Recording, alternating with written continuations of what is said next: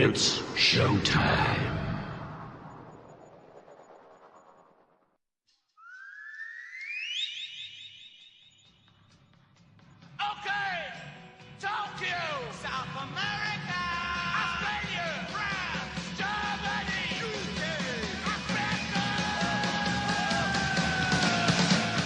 Go. Head on with Bob Kincaid. 3 hours of conversation, cussin' and a discussin' with America's only born and bred Southern liberal talk host.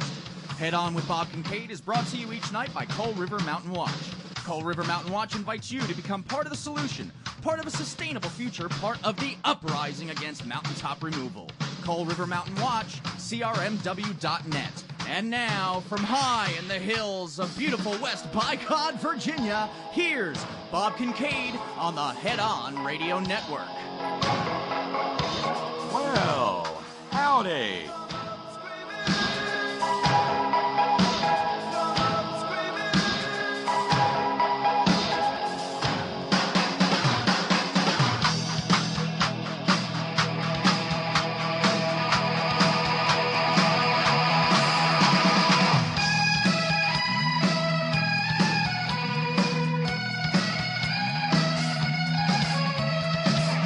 And we are off and running here at about a minute and a half past the hour. This is The Horn. HeadOnRadioNetwork.com is where we live, and that, of course, is where you go should you choose to, HeadOnRadioNetwork.com or HeadOn.live. They are both equally accessible now. Go either place. If you'd like to jump into the chat room, pick yourself out a screen name and a password, and well, you will be immediately transported there, too, where you will become a part of the rollicking, merry, wacky, zany, real-time multimedia extravaganza that is the chat room between the hours of 6 and 9 p.m., 3 and 6 p.m.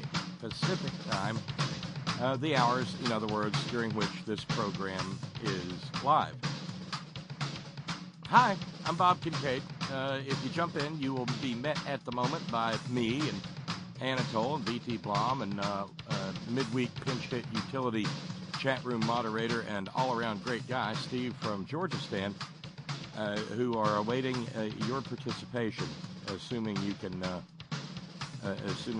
your machine can cope with Java and all of that stuff.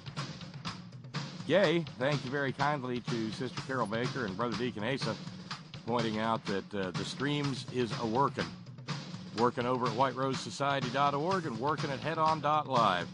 That means we're going out all over the place. We're going to TuneIn. We're going to Stitcher. We're going to Roku.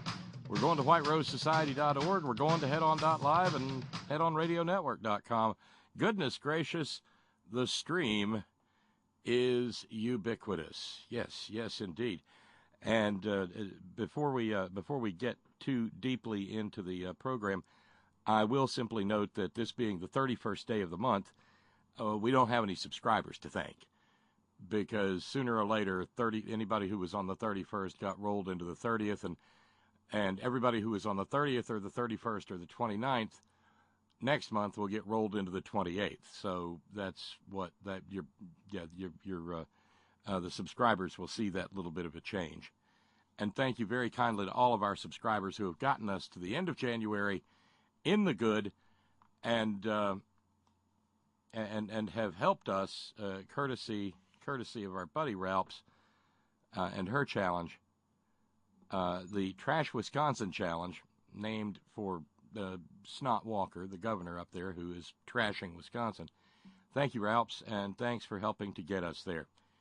It's a mighty big deal. I really do appreciate those challenges for the end of the month. And so, just a note as we move in toward February.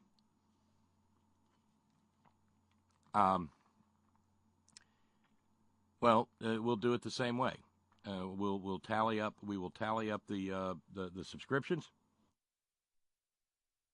and the last few days of the month will hopefully be fundraising free, as long as we make the fundraising goals throughout the rest of the month. And that's all there is to say about fundraising this evening. Thank you very much indeed. Let's see what. Of course, by the way, just a little mention of the mini horn-in that I hope it's not a thing. I mean, there's not going to be a brass band or anything, but I'm going to be in New York City at the middle of the month, and like Saturday, the 17th of February, I've set a little time together for our friends in the general New York area to sort of get together and hang out, meet each other.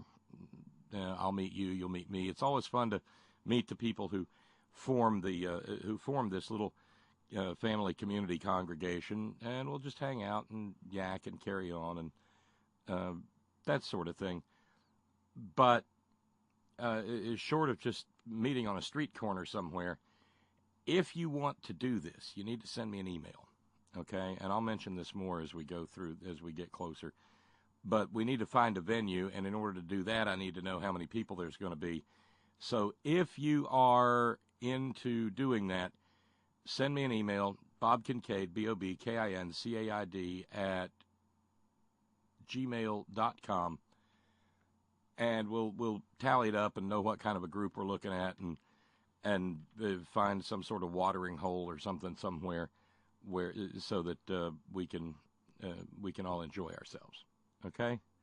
So please, just send me an email, bobkincaid at gmail.com. Put, NYC horn in the subject line, something like that. And I'll try to make mention of it every evening for the next week or so that we'll know if this thing's going to come off. And then if it's not, I'll tell you with enough time for you to not make plans. Okay? Okay.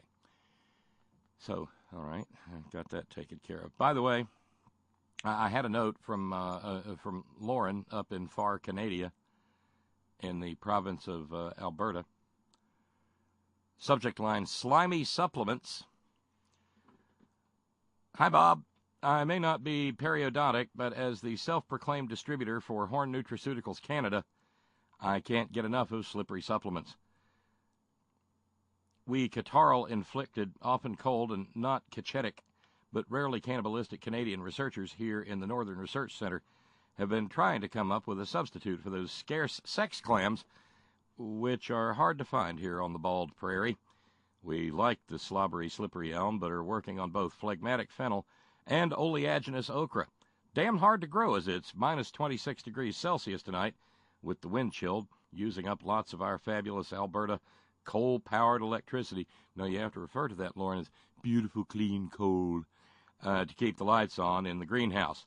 Don't expect any shipments from us. Please send sex clams. I don't know when we're going to have those sex clams again. I had to get down to Alabama for those the last time. They're awfully, awfully difficult to come by.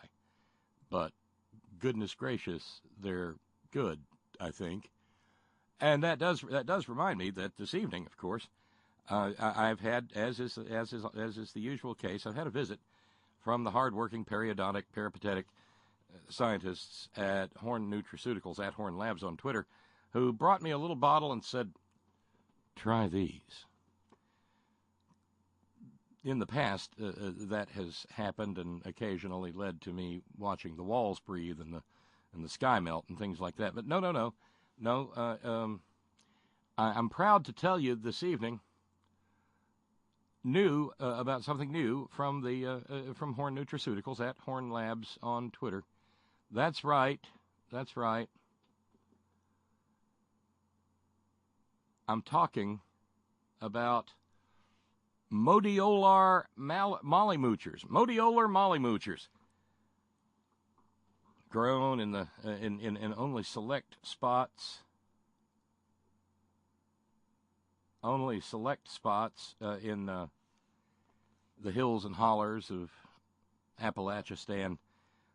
The Molly-Moocher is known as a fungus for its restorative properties. Its crenellated surface provides a home for tiny spiders and things like that. And when you're picking them and just eating them out of the wild, you got to be careful of those little bastards. So consequently, a lot of work goes into turning them into a nutritional supplement. Modiolar Molly-Moochers are available for only a short time. And being as how they're mushrooms, they've got all kinds of nutritional and mind-bending qualities. You're going to want these, and you're going to want them. You're going to have to act quickly, because Motiolar Molly Moochers will not be around long. This is from last year's harvest, and we had to beg, borrow, and steal to come up with them in order to apply our proprietary processes to them so that they could be freeze-dried, ground up, and put into teeny tiny capsules and then put into bottles. And the cotton that goes into the bottles alone is brutally expensive. That's why a 3-month supply of Motiolar Molly Moochers will run you every bit of $121.87. $121.87 for a 3-month supply, but that 3-month supply will also get you a little bundle of test strips so that you can test them at home and know for fact, be absolutely secure in the knowledge that Motiolar Molly Moochers have absolutely no nutritional benefit whatsoever. That, in fact, they are just another bullshit nutritional supplement like all the other bullshit nutritional supplements hustled on radio programs all around America, because you can't be a real, live, honest-to-goodness radio program without a bullshit nutritional supplement to hustle. No, you can't. So act now. Supplies are limited. Well, hell, they're not only are they limited, they're imaginary. Operators aren't standing by, and it isn't a free call. So remember, Motiolar Molly Moochers, use the code I'm a dumbass at checkout, and we won't give you any discount whatsoever, because after all, you're a simpleton buying nutritional supplements from a radio program. You know, I've never cared much for Molly Moochers, but thanks to Motiolar Molly Moochers, I'm able to get all I want each and every day. Yes. Motiolar Molly Moochers. Accept no substitutes, post no bills, use no hooks. This side up, FOB, COD, SHROOMS. Motiolar Molly Moochers, only from Horn Nutraceuticals at Horn Labs on Twitter. Yes, indeed. And, of course, it's as we do at the beginning of most every program lately. Well, it's time for This Day in Horn History. For today's edition of This Day in Horn History, we're dialing the Horn 9000 time machine 12 years into the past, all the way back to January 31st, 2006. The program opens with Bob apologizing that he'll be playing W's State of Disunion in the background. Are you ready to watch Democrats applaud the biggest threat to world peace and security as he stammers through the State of the Onion? I wish we could see the Democratic caucus stand up and walk out on that murderous bastard, Bob observes. Yeah, do you realize that far back the program had only been on the air for 3 months and change, maybe 4 months? About 4.5 months back then, yeah. Sad news comes in that Coretta Scott King has passed away in her sleep the night before. I don't know where the flame goes when the candle stops burning, but if there's an afterlife, I bet those two are together right about now, Bob says dolefully. Sammy Bad Breath Alito is confirmed earlier on this day, and Bob's absolutely beside himself. With his tongue planted firmly in his cheek, Bob says, 58 senators voted for this misogynistic pig. We know from his opinion in Planned Parenthood versus Casey that he wants women to have to ask permission of their husbands to see to their basic necessities with their own insides, and I look at that as a gift. So while Agnes was out grocery shopping today, I took the opportunity to call the hospital, and later today we're going to get her tubes untied. And if she sues me and we go all the way to the Supreme Court, Sammy Bad Breath Alito's going to be on my side. Guess what, ladies? In Alito world, you don't control your insides. Of course, Agnes, being the Viking warrior princess, doesn't take the snark sitting down. Okay, ladies, it's like this. If he wants to control my insides, I get to rip his out, says Agnes. And you know what? That part wasn't a joke. And that's a brief look at Ghosts of the Horns Past. 4,383 days into antiquity, all the way back to January the 31st, 2006, for This Day in Horn History. My goodness gracious sakes alive! I was just a little bit. That very day, I was just a little bitty baby, 43-year-old. Yeah, just a little bitty baby, 43-year-old internet talk radio host. My gracious sakes, how the time doth fly.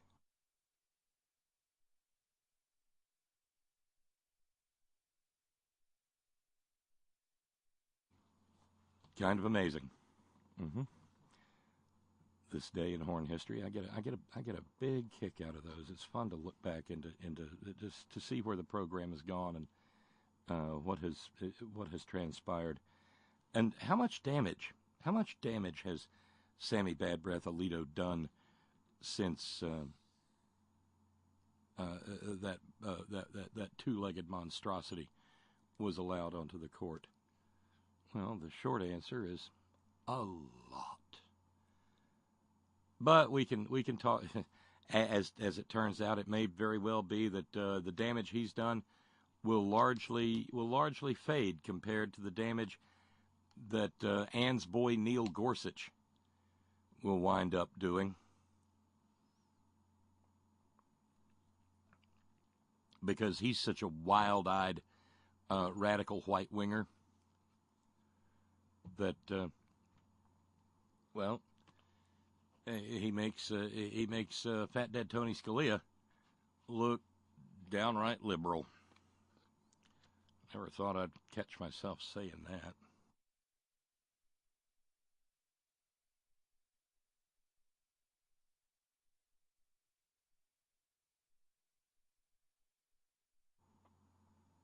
So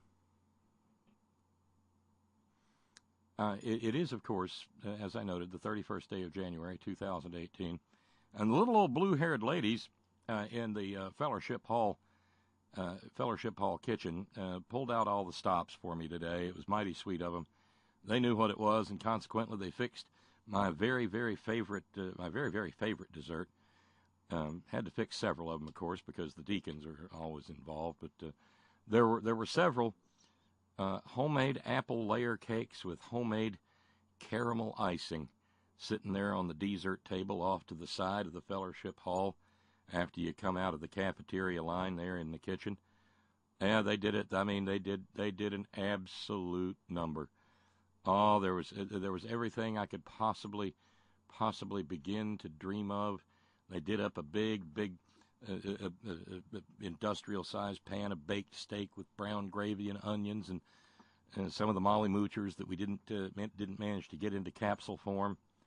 There was homemade whipped mashed potatoes, mercy sakes, and another of my favorite vegetable dishes, those orange glazed carrots with the sliced almonds worked into them. By the way, speaking of almonds, the Paulmans that you guys snapped up so quickly should be arriving in your mailboxes just about any day, because I know that for two of us, they showed up in the mail this very day, and oh, that aroma, that crunch, that crispy, snacking, salty, delicious roasted almond goodness. Thank you very kindly to Paul from Parts Unknown for his Paulman challenge of a couple of weeks back. But brethren and sistren, we had a D-damnlicious birthday dinner there in the Fellowship Hall, and on this day above all others, I was standing guard over at the dessert table, and I had to cast a mighty baleful glare at a couple of deacons to keep them away from that last slice of homemade apple layer cake with the caramel icing. But it worked, and I got me a slice. Can't have too many of them. I don't want to run my blood sugar up and get all diabetic again. But whoo-wee, mercy sakes. Oh, It was some kind of good, fresh coffee to go with it. Decaf for me, thanks. That's right. 55, Brother Deacon Asa. Double nickel. And so the deacons then, having been fought back, trundled their massive bulk up the couple of flights of stairs and wandered out into the parking lot. It was an unseasonably warm day here in Appalachistan, and they stood out there quite comfortable, really, in the 50-degree temperature, smoking with the sinners. They chain smoked 3 or 4 before Sister Carol Baker appeared at the tabernacle door with the Cathedral of Common Sense solar-powered cattle prod crackling as she pressed the Happy Deacon button on it, and they quickly threw their cigarette butts to the earth. And Brother Deacon Gerald would appreciate it if you would use if the deacons would use the cigarette urn that he has kindly provided right there by the tabernacle door. Just throw it in there on your way through as you're avoiding the cattle prod, fellas. And they blew in there. They blew past Sister Carol Baker, past that desiccating bowl of buttermints, ran right through down the center aisle, and well, they're just taking it easy this evening, because there won't be any offertory hymn. We'll have the hymn, just no offerings, okay? Because this is the only religious institution that takes a break from passing the plate. So you don't have to worry about getting cronked in the head, brethren and sisters. You can just every head can be bowed and every eye can be closed, and you don't have to keep one open, and you don't have to worry about your neighbor giving you a concussion with that heavy brass plate with the red velvet lining. Don't have to worry about that in the least, brethren and sisters. So that being the case, with every head bowed and every eye closed, brethren and sisters, I'm going to call the minister of music up to lead us in our opening, not offertory, hymn. Brother minister of music, if you would, please. And he said, it's time for you to leave behind the things of this world. The fine houses, the fancy cars, the flashy clothes, because we are all naked in the eyes of the Lord. Stop! This man is clinically insane! Ladies and gentlemen, in the name of the Father, the Son, and the Holy Spirit, let me hear you say, Amen. Amen. Let me hear you say, praise the Lord. Praise the Lord. Let me hear you say, I will empty the contents of my wallet into that little collection plate when it comes around. I will empty the contents of my wallet into that little plate when it comes around. And it's all tax-free. Hallelujah. Hallelujah. Praise the Lord for all the cash I've got. Praise Him for my Rolls Royce and my yacht. Serving God ain't hard with a credit card. Jesus died so I could make a lot. Praise the Lord, He's made us millionaires. Wave your donations in the air. We've replaced our hymns with ATMs, and soon we'll charge a fee on every prayer. Jesus Christ was a poor man, don't you know? He should have used our accountants for his cash flow. Stop the Sermon on the Mount, he should have had a bank account. 2,000 years with interest, he'd be rolling in the dough. Praise the Lord, this song's out on CD, just $40.95 plus GST. Hallelujah, plenty of moolah, solid gold baubles on my Christmas tree. I've got all of heaven's riches, thanks to all you stupid bitches. Praise the Lord for modern Christianity. Whoever said religion should be free? Ooh-ee, ooh-ah-ah, ting-tang, walla-walla, bing-bang, I love you. Welcome, brethren and sisters. Welcome to Prayer Meeting Wednesday on the Horn. How glory. I'm a-calling on you right now, brethren and sisters, right now. Just get on up out of your seats and get up onto your feet and wiggling, waggling, wobbling, and scrunching, scrunchel, and come on out from the pews, from amongst the pews, and come on down that blood-red aisle and fall upon your knees at the altar and lay your hands upon the subwoofer and feel the healing rays of common sense a-flowing through you from the server on high. Amen. I am Archpope, Uber Rabbi, Ultimate Imam, Animated Animist, Antagonized, Agnostic, Vicarious Vicar, Maximum Metropolitan, Magnificent Mufti Bob Kincaid, and this here is Prayer Meeting Wednesday from the Cathedral of Common Sense. Brethren and sisters, I want you to know that there is a spirit of revival afoot in the land. Yes, there is, and the apostle of that revival is none other than the less intelligent son, which is really a matter, it's a distinction without a difference, the difference between the intelligence levels of Donald Jr. and Irk. But it's Irk Trump, the less intelligent son of Donald. And today, being Prayer Meeting Wednesday, being the day after the State of Disunion address last night, we'll get into that some more here in a little bit, most likely. After the State of Disunion and all the snake handling that went on in the speechifying last night, lots of God blathering scattered and salted and peppered throughout that speech. Irk Trump was immediately called forth to bear witness to his daddy's holiness there on that unwatchable TV program, what they run over there to Fox News TV Radio Rwanda each and every morning.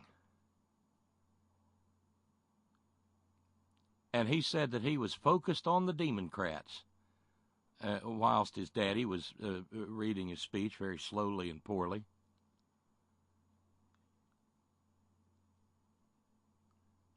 And he said to the Democrats, I think they're scared. And he was mad at the Democrats for not standing when he's philandering,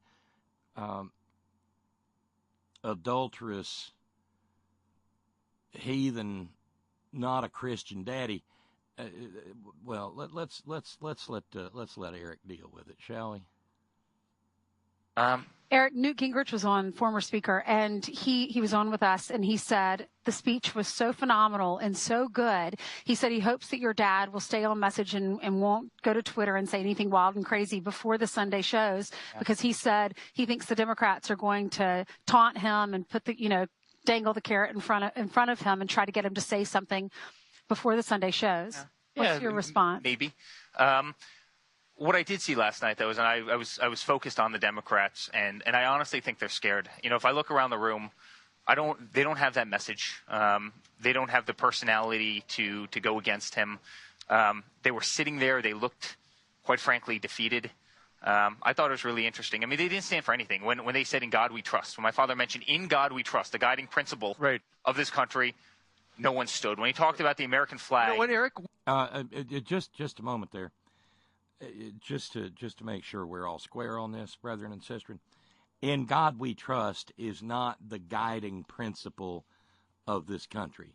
That may play for Emery and Marveline sitting there watching Fox and Friends whilst gumming their Malto meal, but it's not the guiding principle of this country. I mean, there's a whole lot of stuff you can actually put out in front of that as a guiding principle of this country. Things like, Novus Ordo Seclorum, or A Pluribus Unum, out of many, one, or, Novus Ordo Seclorum, as I mentioned, a new order of the ages. New order? Oh, my God, the Illuminati. Right, yeah, but in God we trust? No, that's not the guiding principle of this country. A nation of laws and not of men. That could be said to have once upon a time been a guiding principle of this country. Of course, it isn't anymore, but you get the idea. We've actually got a montage that shows when he was talking about certain things that you would think everybody would stand up to. They did not. Watch. Wait, montage? Isn't that French? Why do you hate America, Brian Kilmeade or Steve Doofus? Why? This. I call upon all of us to set aside our differences, to seek out common ground, and to summon the unity we need to deliver for the people. This is really the key. Okay, so this is part of a montage, and Eric probably thinks that's something dirty that his daddy did with a couple of Russian hookers once. A montage à trois, right? But no. See, I don't. I'm still kind of back there about what I said when he first was made president by the Electoral College. No collaboration. And especially given what we know now, a year and change in, to be unified with Donald Trump is to be unified with his base. To be unified with Donald Trump is to be unified with, Klansmen. To be unified with Donald Trump is to be unified with Nazis, with xenophobes, bigots, homophobes, the absolute worst of the scum of the bottom of the barrel of this once great nation. And I don't know about you. Well, I've got a pretty good idea considering we're all a little family community congregation.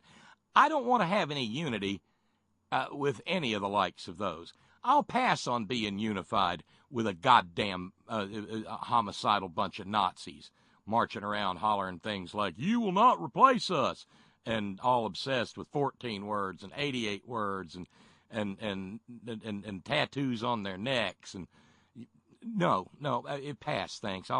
I'll take disunity any day of the week over that kind of filth. But, that's me. These are the people we were elected to serve. Hispanic American unemployment has also reached the lowest levels in history. Thanks, Obama. Preston's reverence for those who have served our nation reminds us of why we salute our flag and why we proudly stand for the national anthem. In America, if that great big bearded juvenile delinquent who we pay some attention to, the imaginary one, if he was real, there would have been a lightning bolt of monumental proportions that gets come right down when he started talking about reverence for the military. Just bzz, zap, gone. Because old draft dodging bone spur Donnie there has about as much regard for the American military as a hog does for a knife and fork when it's sitting at the trough. To wit, none. If he had any regard for the American military, well, he might have, not dodged the draft. Chicken shit. We know that faith and family, not government and bureaucracy, are the center of American life. The motto is "In God We Trust."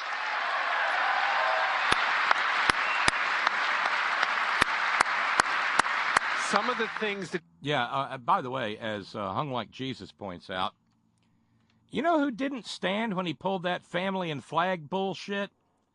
His wife. Yeah.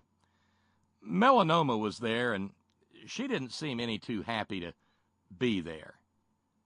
No, not at all. Maybe more on that in a minute. The Democrats refused to stand during tax reform talk, national anthem, God, veterans care, fair trade, stock market, infrastructure, deal for dreamers, immigration, military, and, of course, the last item, low African-American unemployment. Eric? Yeah, low, the last item. Well, maybe they didn't stand for him for that because he was taking credit for it, and he's not entitled to it. That's another one of those thanks Obama moments. And by the way, I haven't seen that he's tweeted anything stupid today, which means he hasn't tweeted. But he's got to be seething because his first State of the Union address drew 8 million fewer sets of eyeballs than Barack Obama's State of the Unions. Terrible ratings, very bad ratings, horrible. You know that's gnawing at him. Mm-hmm. And all those bonuses and stuff that he and raises that he blathered on about. Yeah, when it comes right down to working people, works out to about a 0.0017% increase for all American workers. Hoo-wee, that's some tax relief, isn't it? And the rubes are going to wind up having to give it back, too. You schmucks. Extraordinary, because there are things there that bring us all together. You know, it's amazing, though, but I was watching the body language, and they would look at each other. Should we stand? Should we not? I'd see Chuck Schumer looking at Nancy Pelosi. Should we stand? You know, do we clap? Do we not clap? I mean, it was awkward. I remember one great moment, right? He talked about Apple bringing $350 billion back into the country. $350 billion. Not a single Democrat stood up. And I'm sitting there, who wouldn't want Apple to bring $350 billion? Well, see, this is why he's the dim son. It's not that they weren't clapping because the Apple brought back the whatever. They weren't clapping because they weren't willing to give Trump credit for something that Trump was not entitled to. But when you start using words with more than one syllable, you lose Eric there. Back into the economy, right. and no one stood. Why? What does that say to you about the Democrats? You know what? I think it's actually very sad. I think it's sad. There are things that, as Americans, we should be united on. And if we can't be united on God, if we can't be united on African-American unemployment being at the lowest it's ever been, if we can't be united on the fact that the economy is $8 trillion richer, or that Apple brings $350 billion back in, and honestly, I think they're scared. Shut up. Notice the first thing he said was united on God. Well, see, the very nature of our country is that the people who wrote its organizing principles up, that thing we call the Constitution, recognized that folks tend not to be united on God, and that the best thing for anybody to do, as far as government was concerned, was to not endorse any particular vision or philosophy of a deity.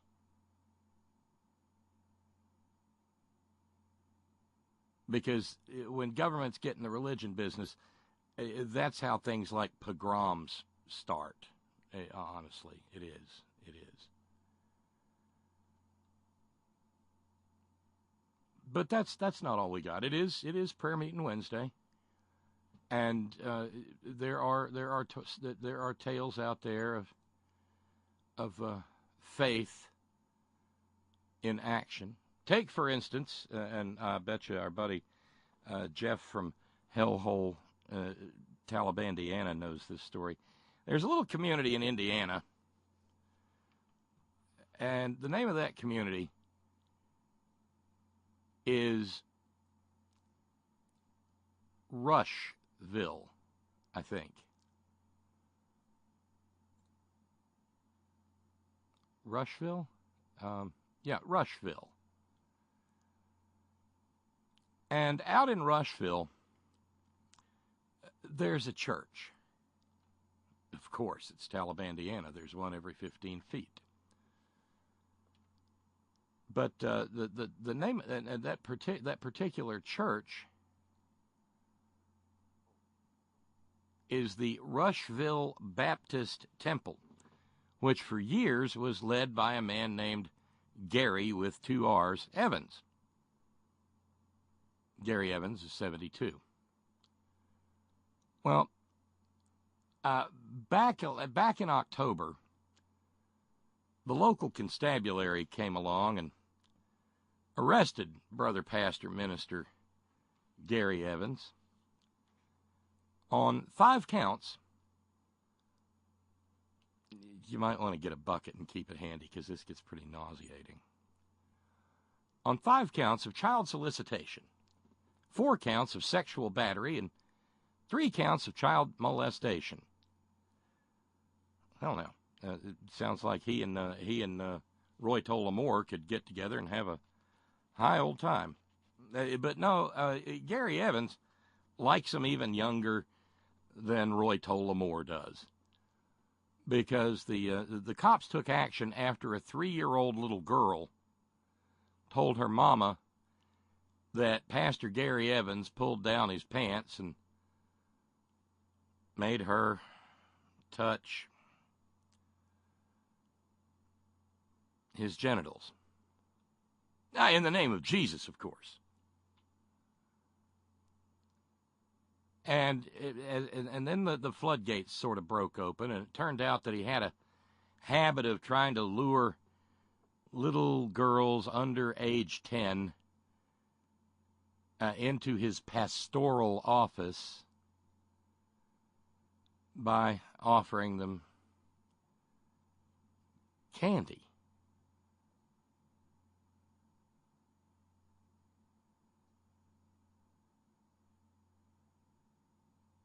One victim told police that Pastor Brother Minister Evans, man of God, servant of Jesus Christ, the Prince of Peace, laughed at her when she told him she didn't want to.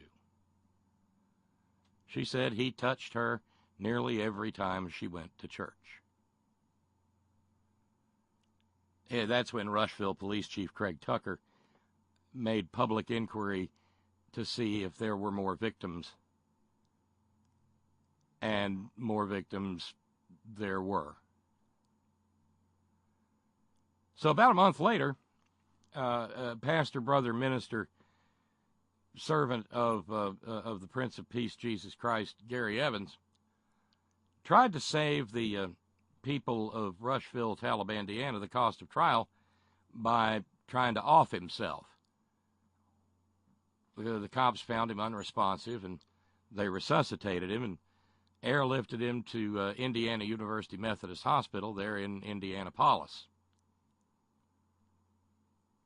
You still with me here? Well, he survived, and he's up and around and so forth. And so it was that this past Sunday, the 28th of January, Gary Evans, age 72, and his wife, Gay, that's her name, Gay Evans, she's 70. Well, they went to a house there in Rushville and commenced banging on the door.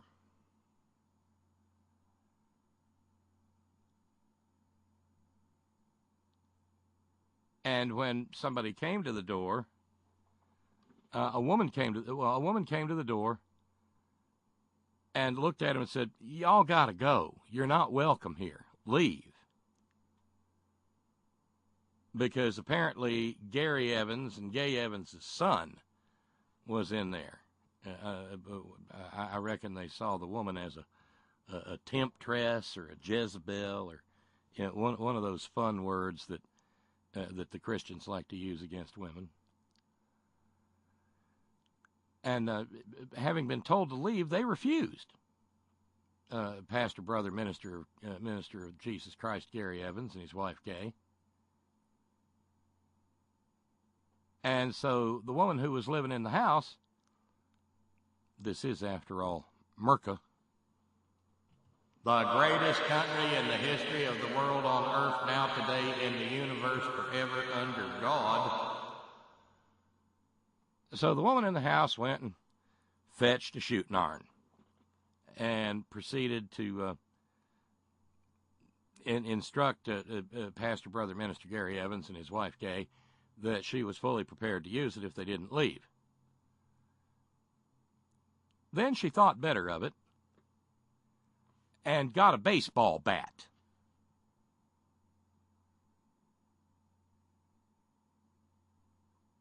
And eventually held them at bay until the police could arrive. And the police came and arrested both Gay and Gary Evans. And Gay Evans got all cantankerous and tried to open a can of whoop ass on the local constabulary, who then arrested her too. Pastor Brother Minister Gary, on a trespass charge, was booked into jail without any bond.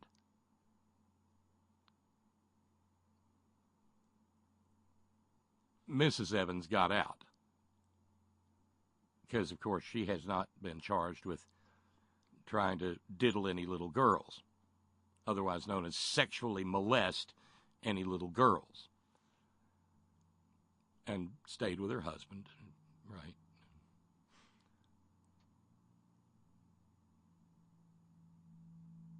And so then Mama Gay took to calling the house that they had just been run off from with a combination of a gun and a baseball bat, leaving a message saying, "I just got out of jail. I hope you're a very happy son. Your daddy's in there, and he's probably going to be staying in there. What's wrong with you? You're sick," says the wife of a man who has multiple counts of child sexual abuse lodged against him. Another family member called him and said, "This is insane. What the fuck is wrong with you?" Again, "You stupid idiot." Another Christian. Another woman called and said, "You're fine with them arresting your 72-year-old father and 70-year-old mother? Really? Really? Are you that big a piece of scum?"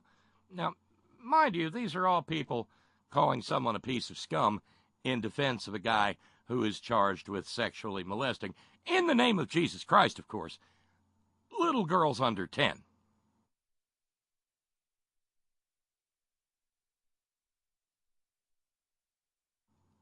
Anybody want to guess which way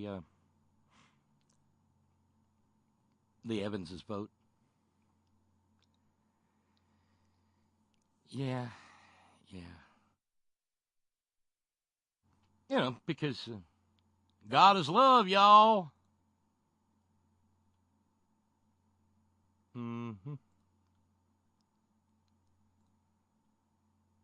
Oh no, we got lots and lots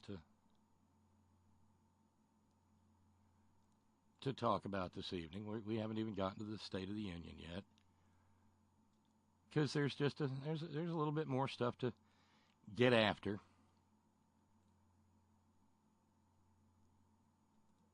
Really weird stuff, because it is Prayer Meeting Wednesday. I mentioned Fat Dad Tony Scalia a couple of minutes ago. Well, he, even though he's all dead, got himself a reference in the one of those, and it's all tax-free, a kind of religious broadcasts. There's a right-wing pastor, brother, minister, servant of the Most High, follower of the Prince of Peace, by the name, and oh, he's a real Lulu, I might add.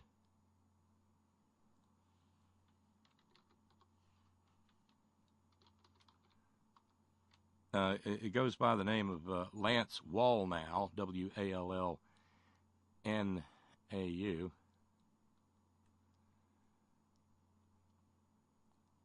And I don't know if he's just a little slow on the uptick or what, but he's trying to figure out how the world works, and why good things happen to bad people and whatnot.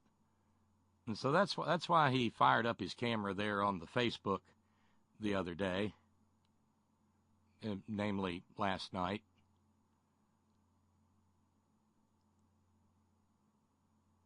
And came up with an explanation for something that nobody's really wondering about.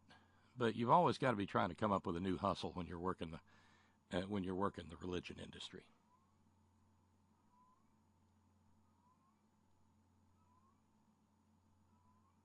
Yeah. So let's go to the right. Do you want to know one of the reasons why I believe that people came out and voted so conscientiously for Trump, even though they weren't sure that they liked him, but they voted for him, and they did not vote for Hillary? And one of the main reasons voted so conscientiously for him, and they voted for him, and they didn't vote for Hillary. Do you see how the memory hole works here? These clowns just breeze past the fact that more people did not vote for Donald Trump than voted for Hillary Clinton. In that those empty, dusty, spider-filled, mostly consumed by lizard brain spaces inside their crania.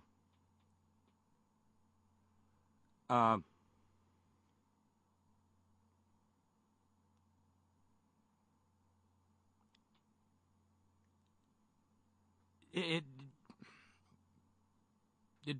just doesn't matter.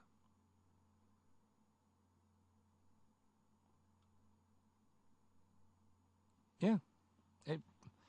People voted conscientiously for Donald Trump.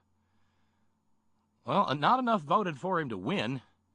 Just enough voted for him that bloody relic from our slave past, our slave torturing, slave owning, slave tormenting past, the Electoral College. Just enough voted for him in just the right places to let that relic of slavery make a president out of him. But yeah, no, it's going to get. This is just weird. Not really hockey puck material, just weird. Reasons why was because of the death of Antonin Scalia. And I'm looking at the Supreme Court, and I remember thinking, and it's important to slow down your brain sometimes and go back in time and look at this.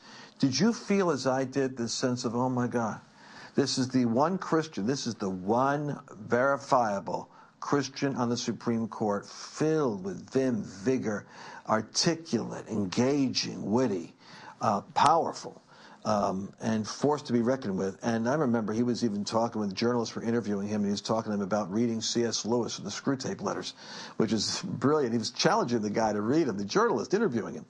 Anyway, when Scalia died, many people thought it was, that he was killed. And I didn't. Some of us thought maybe that he was an octogenarian who had spent a lifetime eating the kind of diet that probably doesn't let you live much past 80. But, as Lance Wallnau points out, some people thought he was killed. Those people tend to live in bell jars in Ripley's Believe It or Not auditorium, but never mind. I didn't want to even go down that road. I was just stunned. Here's what I was saying. Where there's something as precarious as the Supreme Court, as delicate as the Supreme Court is, that we lose marriage. We lose so many things because the court is now politicized. It's not even, it's now, if it seems as though we can't afford to lose a conservative because it's already got a preponderance of liberals on it. And I thought, Lord, is this a judgment on America? Well, look how brilliant God is. The Lord controls life and death. It's possible that if Antonin Scalia had lived, the urgency to support this president and his nominations might not have been so strong. You might have had Hillary Clinton in the White House. And you might have had maybe 3 appointments made during the next 4 years, during the next 3 years. Who knows? 2 appointments for sure. We already got 1. You could have had Clinton making the appointments, and then the balance of power would have overpowered a Scalia vote on the Supreme Court. And who knows what kind of issues are going that way. All that I'm saying is we don't always see the long-term picture, but it could be that the Lord in his infinite insight saw that Scalia, him being a loss, might be the event that motivated the majority of people to show up. And I think Trump is that important, and Hillary Clinton would have been that disastrous, that it's a major game of chess going on in the spirit realm over how things happen. Chess in the spirit realm. Queen to Queen's level 3. What? It's probably, I hope nobody sends this to Fat Dead Tony's family or anything and explains in an attempt to explain to them that God killed their beloved family member. Because remember, look, I hated his decisions. He was a smug, pompous, prickly asshole who never had any business on the Supreme Court to begin with. He created and crafted monumental temples to bullshit in the form of constitutional originalism that he assiduously followed until, he didn't because it was inconvenient. But the fact of the matter is, and it's kind of weird, but the notorious RBG, Ruth Bader Ginsburg, who, by the way, good God-fearing, upstanding, Bible-believing, Christ-centered, evangelical, amosexual, fundamentalist, Christian, pastor, brother, minister, former presidential candidate, diabetes, snake oil cure salesman Mike Hucksterby mocked last week. Yes, because he's a good Christian. Well, Justice Ginsburg and Justice Alito were dear, dear, dear friends. And she was horribly saddened when he went down to that secret society hunting club in Texas and went to bed and didn't get up again. She really was. And so I hope nobody sends his family this video explaining that Jesus killed him so that a heretical, unchristian, adulterous, whoremongering, warmongering liar could become president. Because I think that would be pretty hurtful to send to them. It'd be downright shitty and mean. And, of course, since this man is a good, God-fearing, upstanding, Bible-believing, Christ-centered, evangelical, fundamentalist, amosexual Christian, he's pretty shitty and mean from jump anyway. Do you really think the maggots, and by the way, that's maggots, we don't, M-A-G-A-T-S, maggots, morons are governing America, Trumpanzee scum, maggots. Do you think the maggots do that kind of higher order thinking? Do they really? Or do they just march when they're told to march? I tend to think it's the latter. They have what is called discipline. They wanted power. They wanted to see that power exercised. And they acted in, well, there's that word, unity, to make sure that power was exercised. And now we're all suffering for it. But on the other side of that coin is the fact that our side had a chance to act with unity.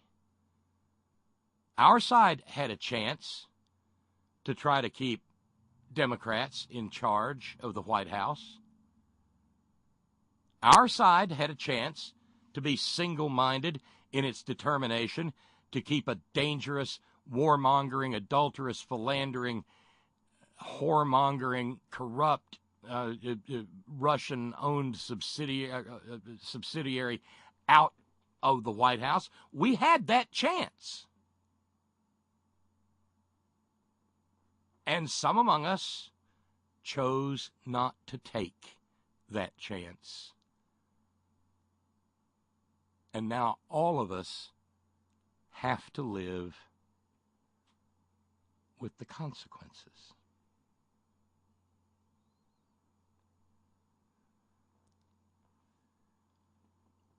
A few notes coming in as we wind up the lesson. Ron in Raleigh wrote and said, on the 1A on NPR today, subject line, the truth ain't in them, there was a panel discussion about Dolt 45's State of Disunion speak. On the panel was Jill Upson, a black female Republican from West Virginia's 65th District. What's up with this self-hating negress? She was heaping praise on the nectarine Nero. How does a seemingly intelligent black woman not see the racism of this man? Not one of the panel members seemed to hear the loud dog whistling going on.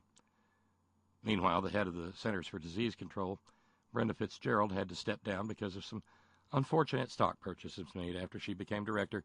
I'm going to hire the best people, said Trump. What bullshit! Yes, those unfortunate stock purchases. Those were unfortunate stock purchases of stock in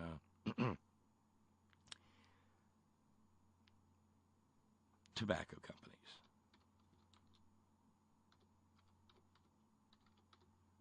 And that really doesn't look good for,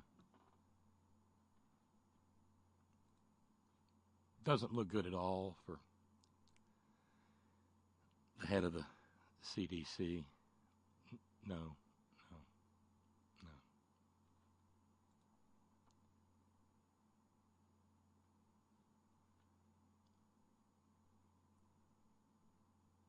As for Jill Upson, look, this is the Trumpiest state in the union. And that's going to include people of color.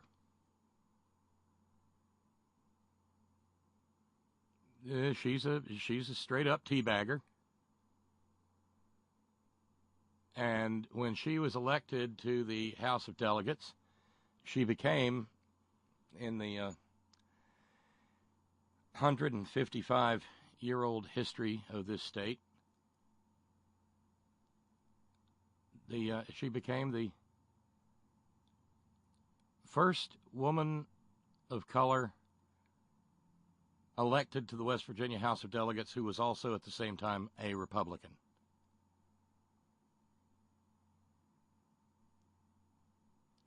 She's a darling of Newsmuck, among other things.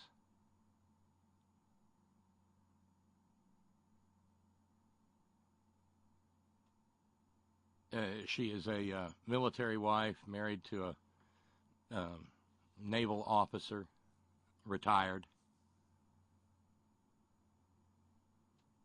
And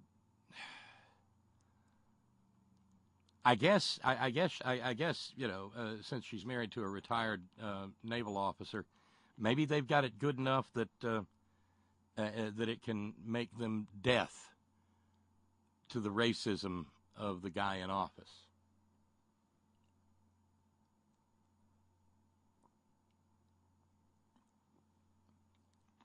Best I got. Brother Deacon Asa wants to take a run at Lance Wallnow. Let me see if I caught up with Brother Wallnow. So the bearded juvenile delinquent Sky Spook knocked off Fat Tony to help a serial philandering scumsucker get to the White House. Well, by Jove, Brother Deacon Asa, that was so succinct it was almost Zen and haiku-like. Abso-damn-lutely. Yep. Ron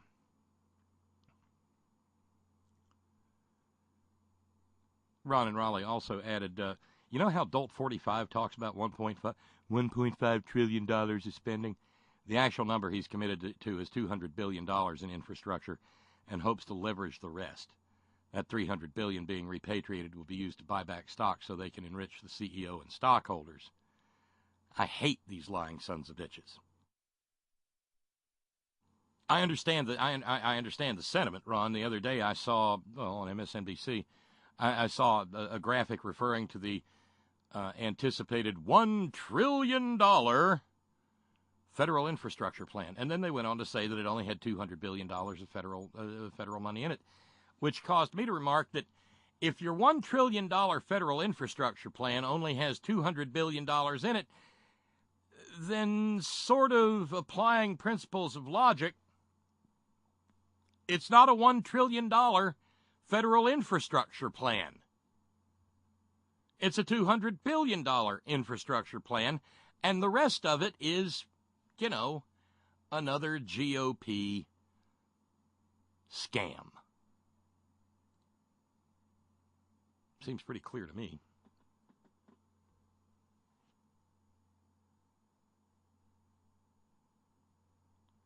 Meanwhile, Elbert, writing from Rhode Island, says, Bob, happy birthday. Well, thank you, Elbert. The Providence, Rhode Island newspaper's headline read, A Call for Unity. Dork Leader said that during his speech last night. I want to see him try to lead us by example.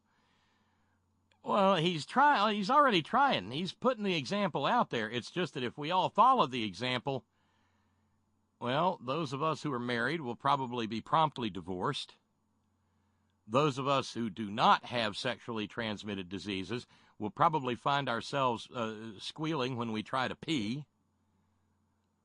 And those of us who try to emulate him financially, well, we don't have any Russian sugar daddies to fall back on, and we'll find ourselves living over subway grates and under overpasses and drinking screw-top wine and so forth. That's the problem there.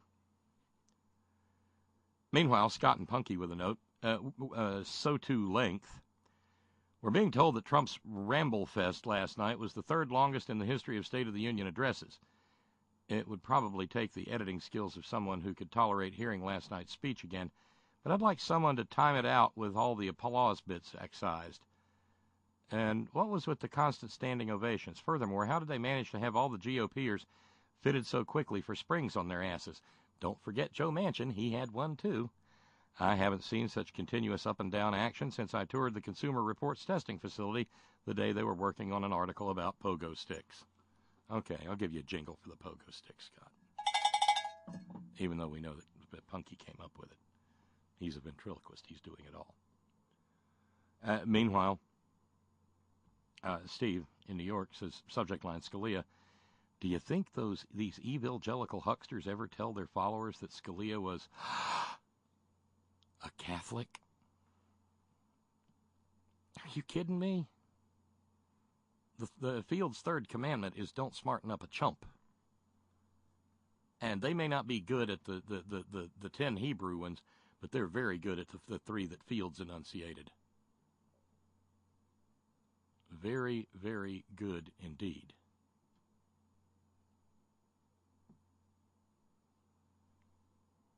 Meanwhile,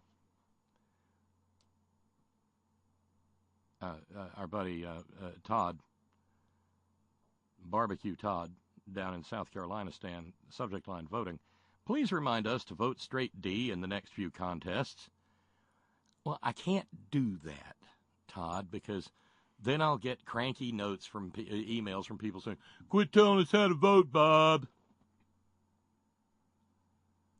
And I had enough of that back before the one question quadrennial IQ test was administered and a whole bunch of people failed it. Meanwhile, Earther, subject line Afro GOP, says, hey, right-wingery is not skin color specific. She probably cares more about the right-wing agenda, taxes, corporatism, Christian values, etc., than civil rights. And as long as she's one of the ones that are accepted by them and she's secure in her position, she's okay. Igamfu. I got mine. You. Oh, yeah, happy birthday, Mr. Kincadia Bob. Thank you, Earther. Thank you very, very kindly.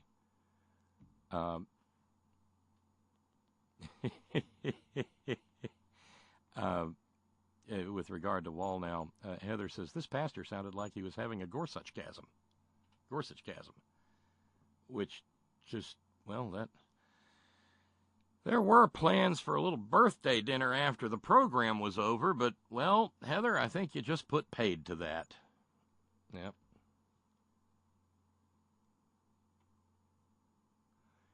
Randy, meanwhile, points out, Randy in PA, Trump didn't really win the Electoral College either, given the voter suppression issue. Maybe not. It's all Michigan, Pennsylvania, and Wisconsin. Not that we'll ever be able to really count and find out. No. More voter suppression news is out there, and hopefully we'll get to that as well.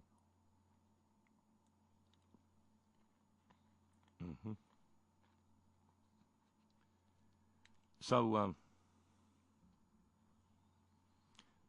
as they say in the professional religion circles, here endeth the lesson.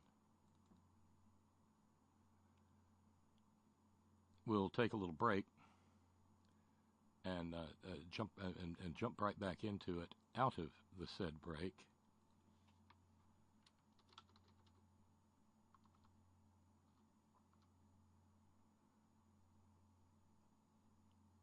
And with that being the case, I have a little piece of news for you.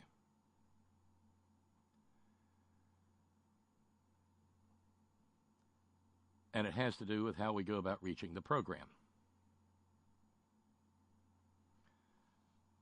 New to the program, and look, everybody and their cousin, just about, now has a dialing program that lets them call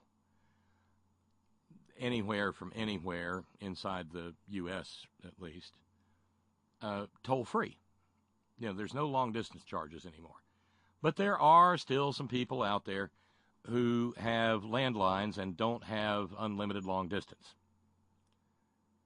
So with that in mind, Brother Deacon Asa got real creative and has set up, that's right, a toll-free number for the Horn.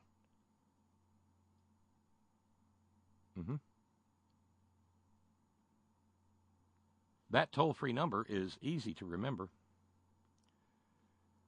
If you don't have unlimited long distance or toll-free long distance on your plan, if you'd like to call the program but it's a long distance call to you, well, that problem is now solved. That new number is 844 the Horn. 844 THEHORN.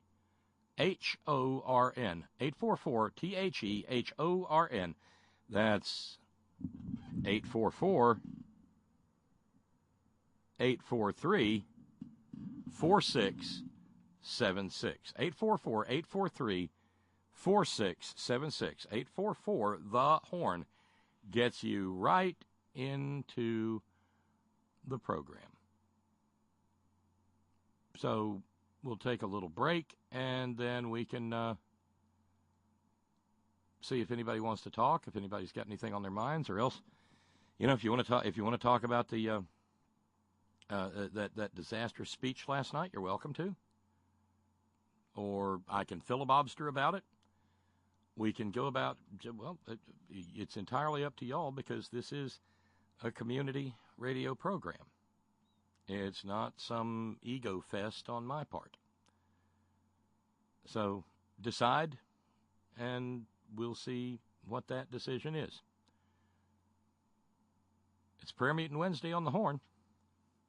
Me, I'm Brother Bob Kincaid.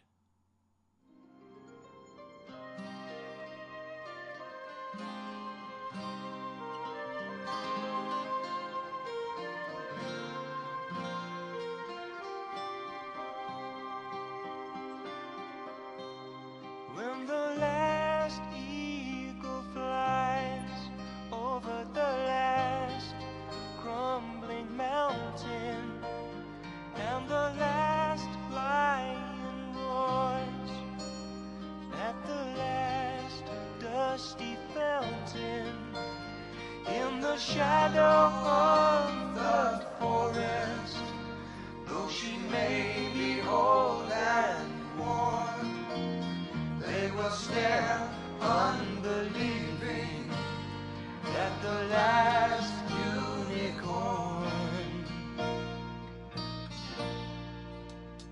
When the first breath of winter through the flowers is icing, and you look to the north, and the pale moon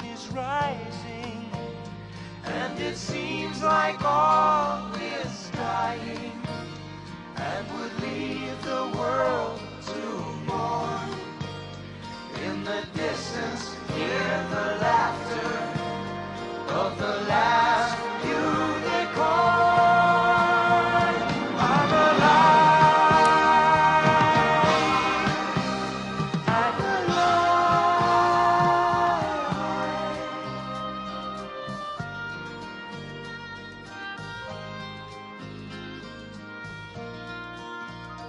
When the last moon is cast over the last star of morning, and the future has passed without even a last desperate warning, then look into the sky where through the clouds a path is torn.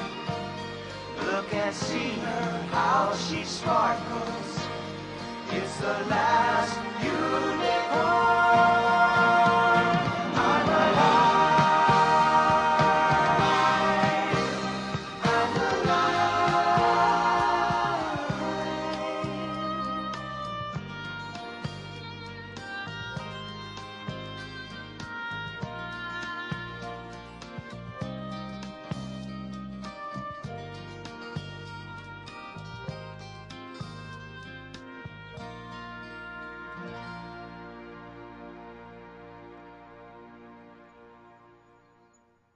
The Last Unicorn. What do you think of that? I mentioned the quadrennial, the quadrennial one-question IQ test, and it just happened. It's like magic that way. 16 minutes past the hour. Brother Deacon Asa, thank you very kindly for setting that up, the toll-free number. And basically, what it is it's all ringing into the same computer. It's not like there's an extra line now. It's all just magic with one phone number. So that's how that works. Reading the chat room, Albany Bear says, both yesterday and today, that relic of slavery, Electoral College, has been mentioned. Does anybody know if Bob knows about the NPVIC? Yes, I know about it. And what does that stand for? National Popular Vote Interstate Compact, I think. And it's a nice enough idea, but while I'm not a constitutional originalist like Fat Dead Tony Scalia, I believe if something is a problem, you remove the problem. In other words, the National Popular Vote Interstate Compact is an attempt to circumvent the Electoral College, but to the extent that it so does, it is also, how can I put it, subject to constitutional challenge. For instance, Republicans could have a hissy about it and sue, and given the swine that make up the right wing of the court, conceivably win, striking down something like a National Popular Vote Interstate Compact. The Electoral College is, in fact, a relic of slavery, and it needs to be excised from the Constitution. It's an effort worth making. And I really wish some elected representative would introduce the requisite legislation to repeal it as a constitutional amendment. It wouldn't be a terribly complex thing. Like I said last night, I know what the objection would be, but the fact of the matter is, it is as far as constitutionally enshrined practices and procedures, it's just about the last remaining anti-democratic thing in there. So you don't. The 3/5 clause is still technically in the Constitution, but it was rendered moot by the 13th Amendment. So you don't have to have a constitutional amendment to strike out those words. That was effectively accomplished by the 13th Amendment. But if you want to stop the Electoral College, the only way to stop it for sure, the only way to kill it and make sure it's dead and stays that way, is to repeal it in the Constitution. Yes, I know, it's a complicated process, it's a time-consuming process, but that doesn't mean it doesn't need to be done. How about that? Our buddy Robert in Australia recognized the song. Believe it or not, I have a copy of The Last Unicorn on vinyl somewhere in the archives. An animated movie from the 80s? I do believe so. And yeah, America did the theme song. But I thought it, we had just talked about the one-question quadrennial IQ test that all those unicorns failed, and it seemed appropriate to make mention of it. Okay, let's run over to the phones and check in. Hey, welcome to the program. You talking to me? I'm talking to you. Oh, wow, far out. Well, I put that on the chat room about the National Popular Vote Interstate Commerce, and then when I dialed the number, you started talking. I heard you talking about it, so you've answered my question. You are aware of it. Yeah, and I mean it's not a terrible idea. It just doesn't address the underlying problems of the Electoral College. Well, I mean, I understand that in order to put a stake through the Electoral College's heart, you'd have to have a constitutional amendment. But as they always say, that's a heavy lift. And in the meantime, I think the National Popular Vote Interstate Compact is a good way around it. If it's constitutional. If it's constitutional. Okay, that's true. I mean, there's certainly some argument about that. We've got interstate compacts for driver's licenses and license plates and DUI convictions and things like that. But I'd kind of hate to see. I mean, I'm not saying I would oppose an effort, but I'd hate to see this be the route that we take to get rid of something as nefarious and pernicious as the Electoral College. Because it's one thing for Ohio and West Virginia to agree that if your license has been revoked for DUI in Ohio, it's revoked for DUI in West Virginia. It's another thing to take something as heady as presidential elections and subject it to that process. And in some ways, first name, just first name, so we can talk. My name? Yeah. Oh, Michael. Okay, Michael. In some ways, Michael, I hate for presidential politics to be reduced to that level. But moreover, getting a whole bunch of states to enact that is not that far different from getting a whole bunch of states to ratify a constitutional amendment to eliminate the Electoral College. I've never sat down and done the math. I know that there's I just looked today, I think there's like 160 electoral votes covered now, and you need, 270? Yeah. And so, they're 110 short.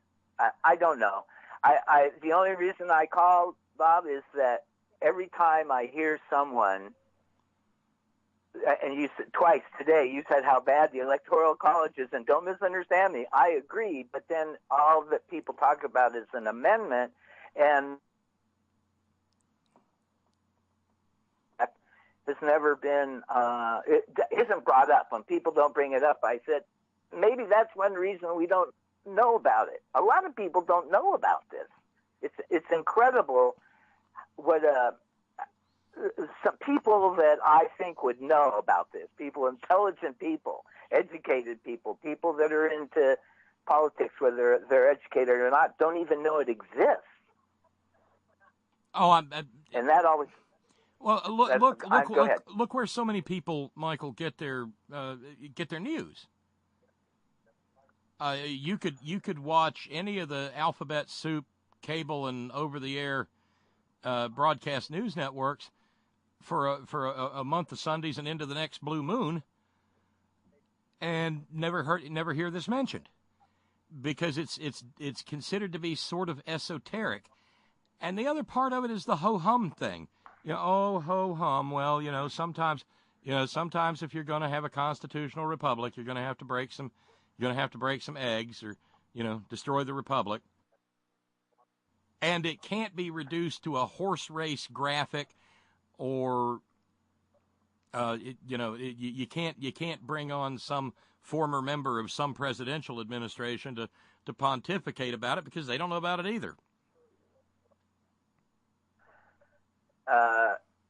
Well, the one person I did hear say something about it was Joe Biden when he was on some talk radio, or it was actually on television, because I remember seeing him say it when they asked him about that. And he said, well, the only people that have half a shot are the National Popular Vote and the Interstate Compact. I mean, he gave it some credibility, but then that was the end of the discussion. Nothing more was said. And so I just like to see it out there more. I'd like to see when people say, well, an amendment would be difficult, but there is this other thing, so there are ways around it, but that doesn't happen. Twice you said it in the last 2 days, and you haven't mentioned it. No, and I didn't, because I'm not blaming you. No, I understand. But I also think there's tremendous symbolic value in something that has to start, or should start, inside the Congress. It could be, among other things, it could serve, and I'm not a big one for symbolic acts, but when you're in the minority, most everything you do winds up being symbolic. And that symbolism needs to, that we need a statement that the Electoral College's day has come and gone. I mean, I'm trying to think. I think, and I mean, this has been a problem for a very long time, Michael. I think one of the first people. Tell me, I'm 70 years old. I think I've lived through it twice. Yeah, but I think Andrew Jackson was the first president to raise the issue of the Electoral College not being a good idea. Andrew freaking Jackson. And we but just yet we still have it. Right, because nobody really wants to. Nobody wants to fool with it, I guess.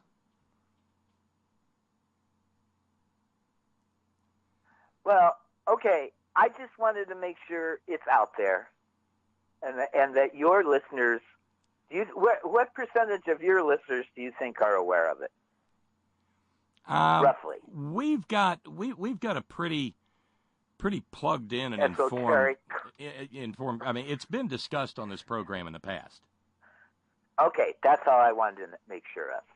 Yeah, I had never heard it. It actually has been, and in fact, I think there was a Friday on the Front Porch conversation some months back where it actually took up a considerable amount of conversational space that evening. So all right, then I have my work here is done then. Well, and my question has been answered. Well, I hope this is not your first and last call, Michael. It's been a lovely conversation. Oh no. Well, I don't know. The last time I would have called was I was out walking, and it was the night. It was National Football.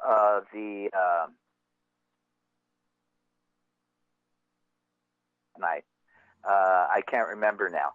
Wasn't that long ago. Anyway, I was walking and I was recording the game. I was waiting to pick someone up. I was recording the game And I said, okay, one place I know where I won't hear any score is on, on Head On. And then I ruined it. Now, I won't hear it. No, you didn't. One of your callers did, but it was okay. it was okay because as soon as he said, I think SC had scored first, and he said it, and he's one of your regular callers. And they had scored, and I went, oh no, and I turned it off. But it didn't matter because they just got their clocks clean, which was okay for me as the University of California Berkeley fan. I love seeing SC get Go Bears. hammered. So that's. Go Bears. Okay. Thank you very much. All right, Michael, you have nice. yourself a good evening. You take care. Great to hear from you. You too. Bye now. Hey. Bye. That was a fun conversation. And first-time caller. Wait a minute. Every first-time caller, we can't send you a T-shirt or anything, but you can darn sure get a cowbell. Those are free. Oh, wait a minute.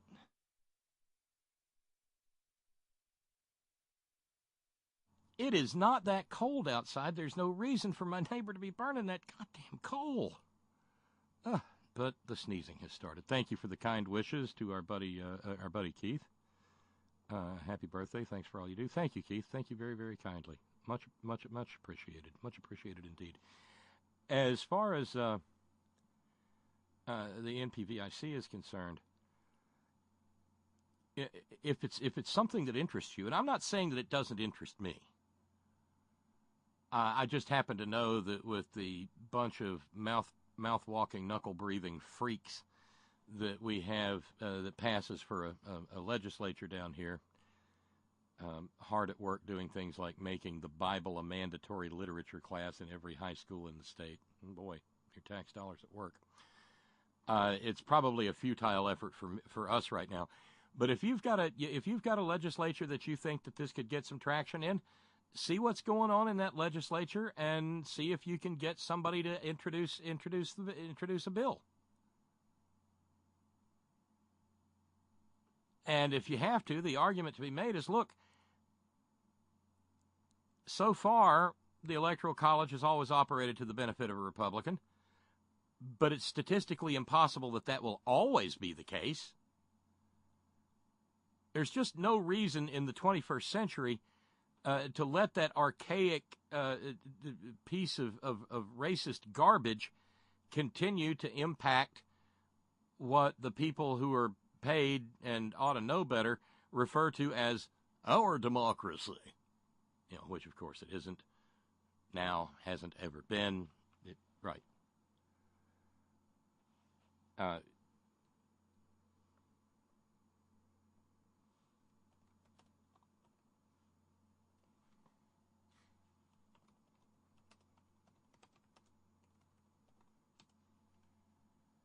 So work on it.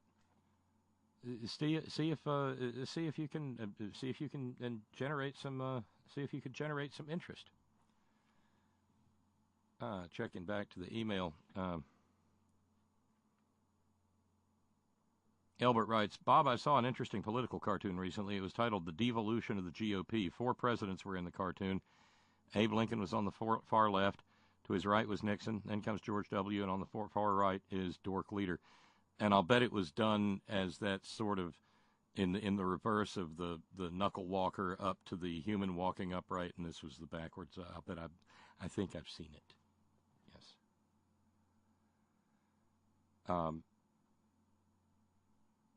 And I got a really nice email here from a brand new listener. And this is some good stuff. This comes from Scott, who says, "Well, howdy, Bob. Found your radio program by accident while I was deer hunting last November." That's a beautiful thing all by itself. We here at the Horn, I mow grass with people. My buddy Dennis down in Kentucky. The Horn, I've gone all kinds of places with all kinds of people and never had to leave home. I remember one time Brother Deacon Asa sent a photograph of him listening to the Horn at 30,000 feet somewhere over Arizona. been all over the place, and now I've been deer hunting, which is good because I'm a terrible shot. I was never successful at killing any deer. But I had some lovely, heavily armed walks in the woods. I found your radio program by accident while I was deer hunting last November. It was a slow morning, so I pulled out the phone and I opened up the Progressive Talk, put in the earbuds, and started surfing a little. My usual channels had like some colon cleanse product or something like that, so I went down channels and I noticed the Head On Radio Network, so I punched that in, and lo and behold, there you were, and you were talking about the U.S. failing the one-question quadrennial IQ test, and I got kind of hooked. I hope you don't mind that I've used that line a few times since. Use it in good health. I'm always happy to see a turn of phrase find a good home. A little bit about myself. White heterosexual Christian male, meat eater, hunter, gun owner. Served in the military, 4 years active, 28 years in the reserves. Spent 5 years away from my family since January 17, 2003, and retired in 2015. I'm also a union carpenter. Yay for a union carpenter. We've got other union carpenters in this little family community congregation. In fact, a union carpenter founded this little family community congregation. I just retired at the beginning of 2016. I'm sitting pretty good with my demographics. I could be a maggot, as you call them. But I want a future for my grandkids, and that's why the left just needs to grow up and flood the voting booths. It's so depressing, losing all the time. Last Monday night, I was listening to your broadcast. It was a rerun from earlier that evening. It's about 10 o'clock at night, and I hate to say this, but when I listen to my radio anymore, I feel like Corporal LeBeau pulling out the radio after Sergeant Schultz leaves the barracks. It almost feels criminal. I heard you talk about the newspapers and how we're losing some of the local ones, where we will be limited on the news we get. It kind of seems to be the case all around. I get the newspaper around here, and I usually look at the opinion page. One of the articles starts out, "What a breath of fresh air having Trump, and how good it was to have a person that tells it like it is, calls a spade a spade." But is it the truth, or is it just what you want to hear? Right-wing nuts seem to hate the truth, but like to hear what makes them feel good. You know, the things that make the taint tingle. Well, by God, here's your first cowbell, Scott. I think taint tingler has just entered the lexicon here in the Horn Studio. Well, by God, if that ain't a taint tingler. Oh, yeah, that's going to work. That's going to work real good. There was another one that was mad because the Journal did an article on former governors in Wisconsin. One of our governors, Bob LaFollette, Fighting Bob, and he was a Republican, but he was a progressive, stood for workers' rights, and the state did pretty well under him. I was not alive yet, but from what I read, he sounded like a good, honest man, and these Republicans got to face it. They're no longer the party of Bob LaFollette, Lincoln, Teddy Roosevelt, or Ike. If they were, I'd probably be a Republican. These former Republicans looked forward and were statesmen. They had honor and cared about the country. It's just crazy what we're left with today. Oh, yeah, I've spoken at the Fighting Bob Fest a couple of times a few years back, courtesy of our dear and departed friend Bruce. Those were amazing times. And, of course, among other things, and I never know, is it LaFollette or LaFollette? One way, I got a 50% chance of screwing it up, and it's any other time I've got a 50% chance, I've got a 50% chance, but it turns into a 100% chance of screwing it up. But whatever the proper pronunciation is, he also was absolutely brilliantly moral and ethical in his opposition to the First World War, and that is a portrait in courage. Anyway, Scott continues, then there's the media now apologizing for the way they covered Trump. It kind of feels like they're the cause of it, but anybody in their right mind should have been able to make that right choice. The people of Wisconsin are all hurt because Hillary didn't come to the state, I felt left out. People in Michigan, people in Pennsylvania, Hillary didn't come to see. We felt left out, all forgotten. Shit, they turned my state, Wisconsin, red, and that just hurts bad. Now, not only that, we ended up getting Ron Johnson, P.O.S., once again for a senator instead of a man like Russ Feingold, and it just hurts kids. Yet that's the one I still haven't figured out. So the sparkle fart powered, whatever, they ran to and they went and they voted for, Jill can win, but they couldn't bring themselves to go down and maybe unseat Ron Johnson. one of the single dumbest hammer handles in a Senate majority full of idiotic dumb hammer handles. Really? No, I get it. Scott continues, it hurts the country. But, once again, anybody in their right mind should have been able to make that right decision, whether the Democratic or independent candidate won and on the ballot in the state. This was about right and wrong. I just don't understand why liberals or the left can't figure it out. Look at the way the Republicans acted with Obama since 2008. It's just been a nightmare, and these people on the left don't vote. They call themselves progressives. They want all this stuff, but do they vote? Well, at least it isn't that corrupt Hillary that's in there, and that's from Bernie Bros, and I love Bernie. I voted for him in the primaries here in Wisconsin, but there was only two choices in the general, and boy, did we blow it. I like what you do, man. I'd like to sit down and go cup of coffee in this BS for a while. Keep it up, and we'll get through this thing without everything going down the shitter. It just seems bleak, and not for me, but like I said, I got kids and grandkids. It's just getting harder and harder. I just hate this country going the third world status, but that seems to be the direction everybody wants to take us. And thanks for your time. Rock on, Bob. Take care. Scott. Scott, thank you for your time. That is a thoughtful and evocative expression of both opinion and, well, reality. And feel free to chime in anytime, and I'll be happy to go off deer hunting at a distance with you, just any old time. If you want to, if you want to flash freeze some, if you're a fisherman and you want to flash freeze some walleye and send it down here, I'm certainly game for that too. I love me some walleye.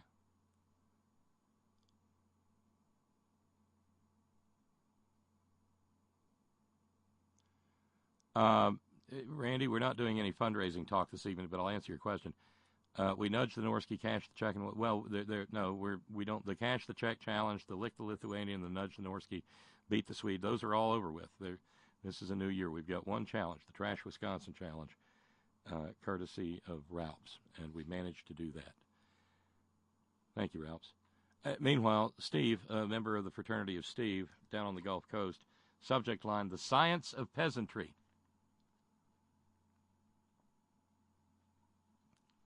Bob, why should a Congress of millionaires give a righteous fuck about the will of the people? When did they ever? The Electoral College only dilutes the popular vote by decimal points. I hate myself sometimes for taking the darker view, however. I understand. It's not always fun being a little ray of sunshine, is it? But it's also kind of unavoidable.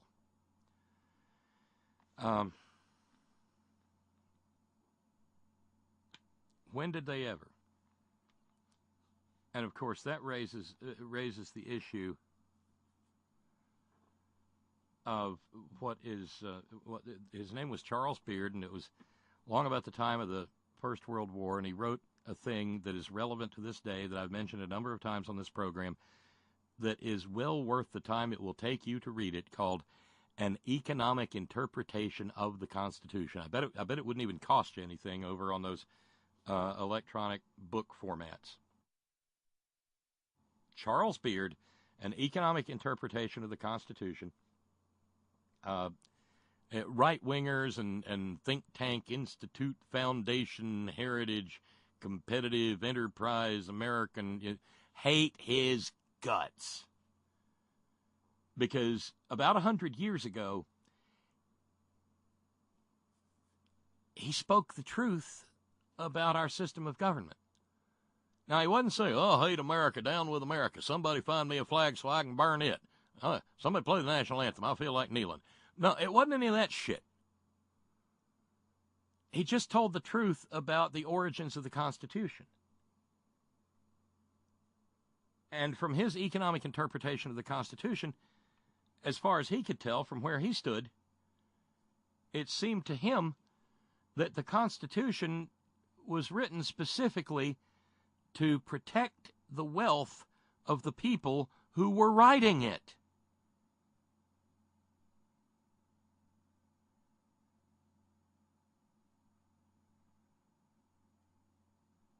And it really is it's almost unavoidable. And it's not based on, it's not just that he wrote something that said, hey, this is what they did. It is an analysis of the Constitution itself. And it opened up an entire field of constitutional scholarship. And you can tell how much the right wing hates him for it, or hated him. No, to this day, they hate him because they write scurrilous things about him personally. Oh, well, Charles Beard, he grew his hair long and didn't use a proper dentifrice, and his clothes were terribly out of fashion, and he hated America, without ever getting to the actual crux of his argument. See how that works? Yeah. So if you really want to get into the depth of this stuff, start there. Start with an economic interpretation of the Constitution by Charles Beard, and see if you don't walk away from it going, sounds pretty dead on to me. I mean, there's some time-based stuff. There's some it's got its irregularities, but the core nugget of it is, well, to my mind, and I think Dr. Bill O'Brien would say to his as well. By the way, he's back this week, and he had the axe handle out for 3 straight days. If you've never listened to Dr. Bill O'Brien, this is a good time to start. You can get his RSS feed over at whiterosesociety.org.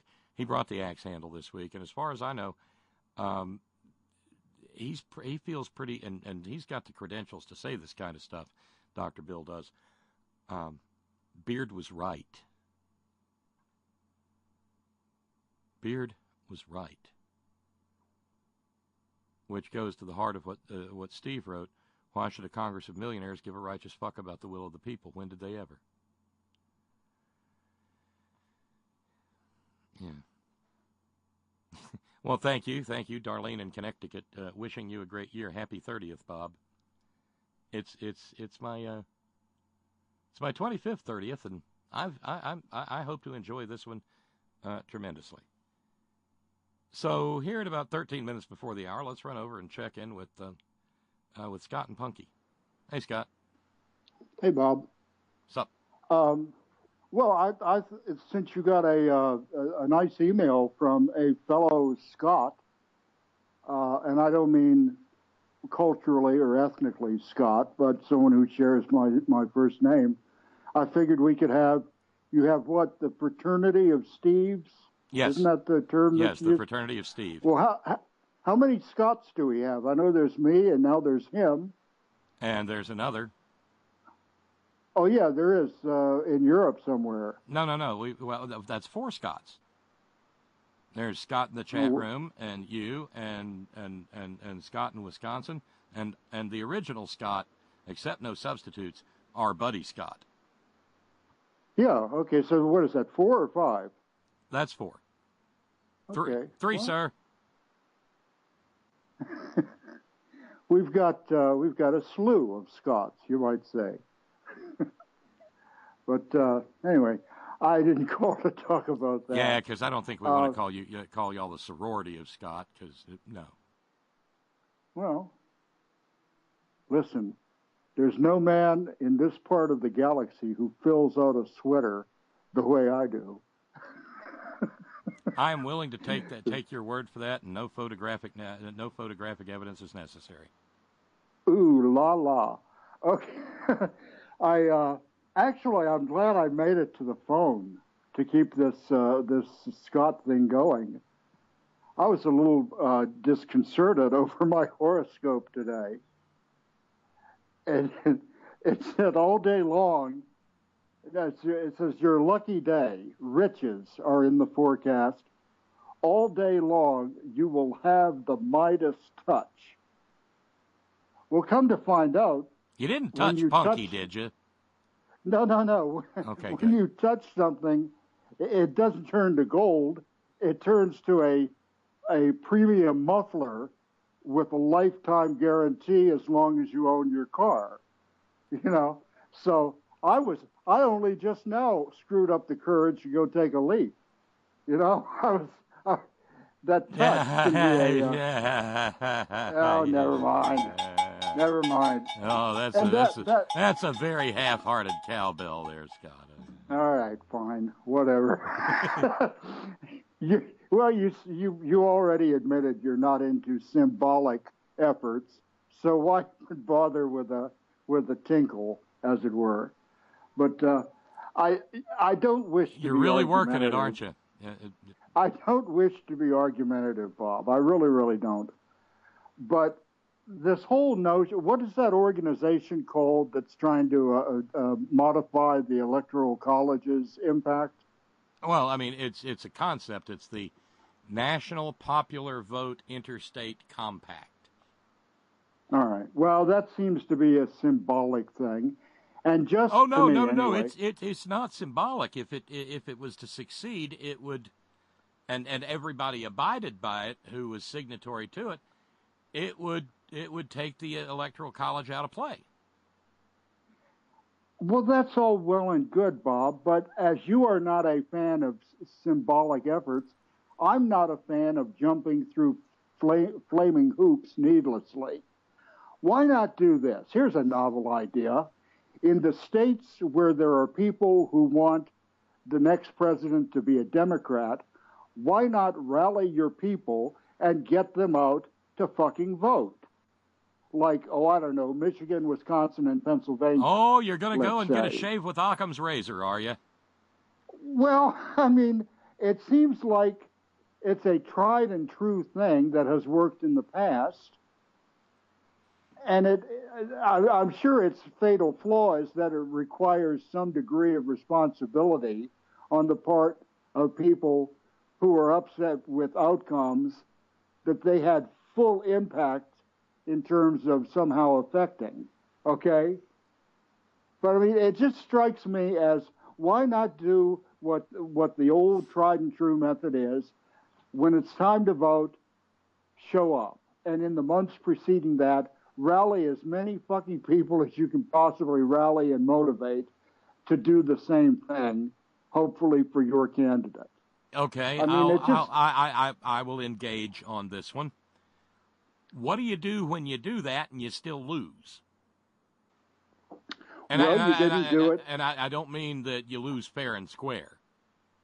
What do you do when you do that and the districts are so gerrymandered that if you had 80% turnout on the Democratic side, you still couldn't win?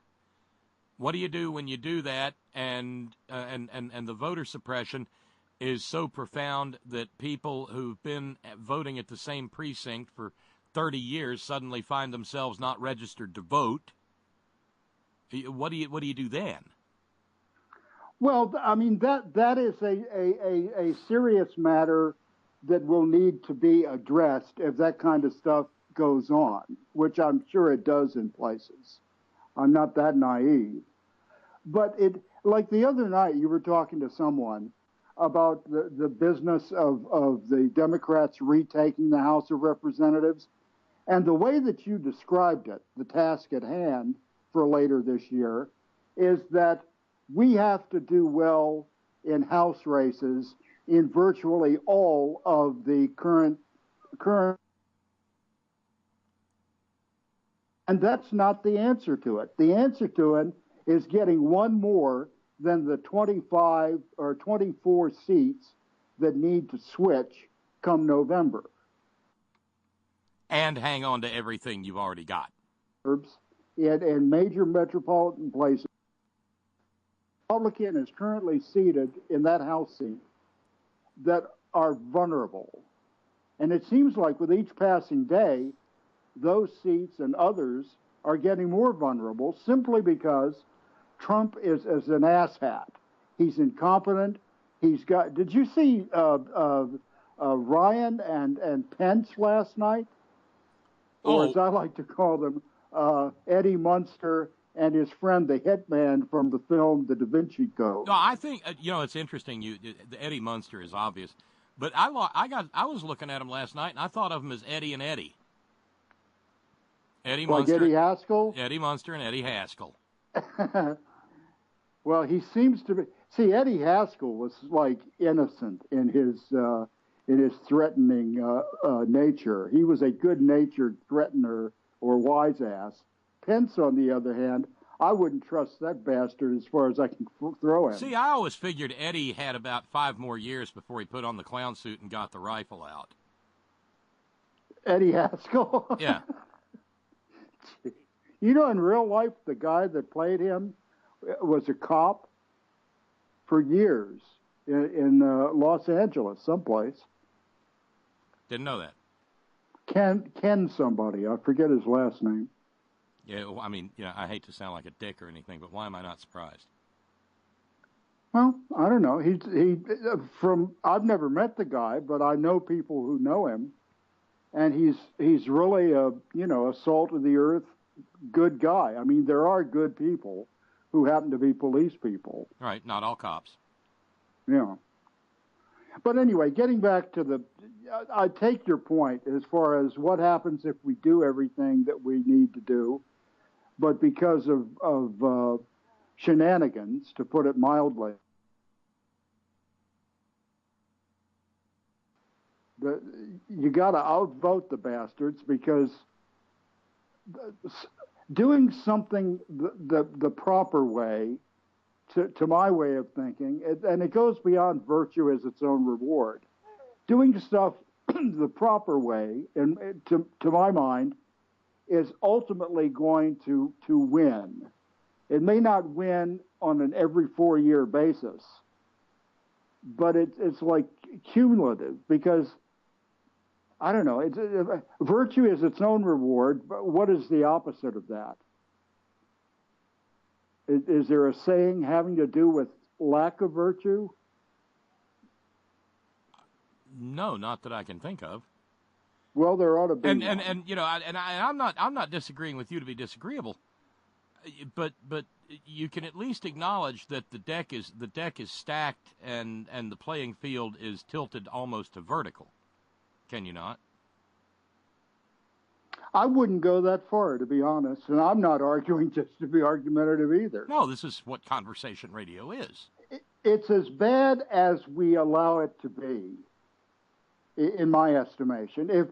If people would take full responsibility to the extent that applies to the state of their otherwise drab and wretched life, I think you'd see a lot of changes in the world. One of the first acknowledgments that I made in the wake of the 2016 election, so-called, was that I could have done more. I can think season and the general where I could have done more to help ensure a Democratic victory. But didn't. Well, I mean, because you're in California. California was not the problem. Yeah, I know, but that doesn't mean that I couldn't have done something in the way of support on some level in these other areas like Pennsylvania, Michigan, and Wisconsin. Oh, like phone banking or something? Well, yeah, any number of activities, because it all comes down to behaving in a manner consistent with the outcome you wish to see. And if you're not seeing the outcome that you wish to see, your behavior has been somewhat lacking. Now, this doesn't set aside shenanigans, to put it mildly, on the other side. It is what it is, and it ain't what it ain't. To me, there's like a metaphysical aspect to the nature of things. And sometimes, I know I've been guilty of it many times in life, sometimes, you're like the cork floating on the turbulent body of water when, if you look at it another way and realize the power that you do have over a certain number of things, you're not that much of and I hate to use this word, but a victim. And that's just the thing. I refuse to be victimized by these bastards. And I think we're going to see this. I mean, if Alabama and Virginia and some other places have been evidence of the mindset and the fire and fury, that's a book title, isn't it? The mindset and the attitude of the opposition, I would not want to be a Republican come November 2018. And a lot of people currently in the House as Republicans have either retired or have said they're not going to be running again. And I think that's indicative of something, and I take it to be a positive sign. So, well, I think maybe the problems are, maybe they're not as bad as I say they are, Scott. But I think, I think they're worse than you think they are.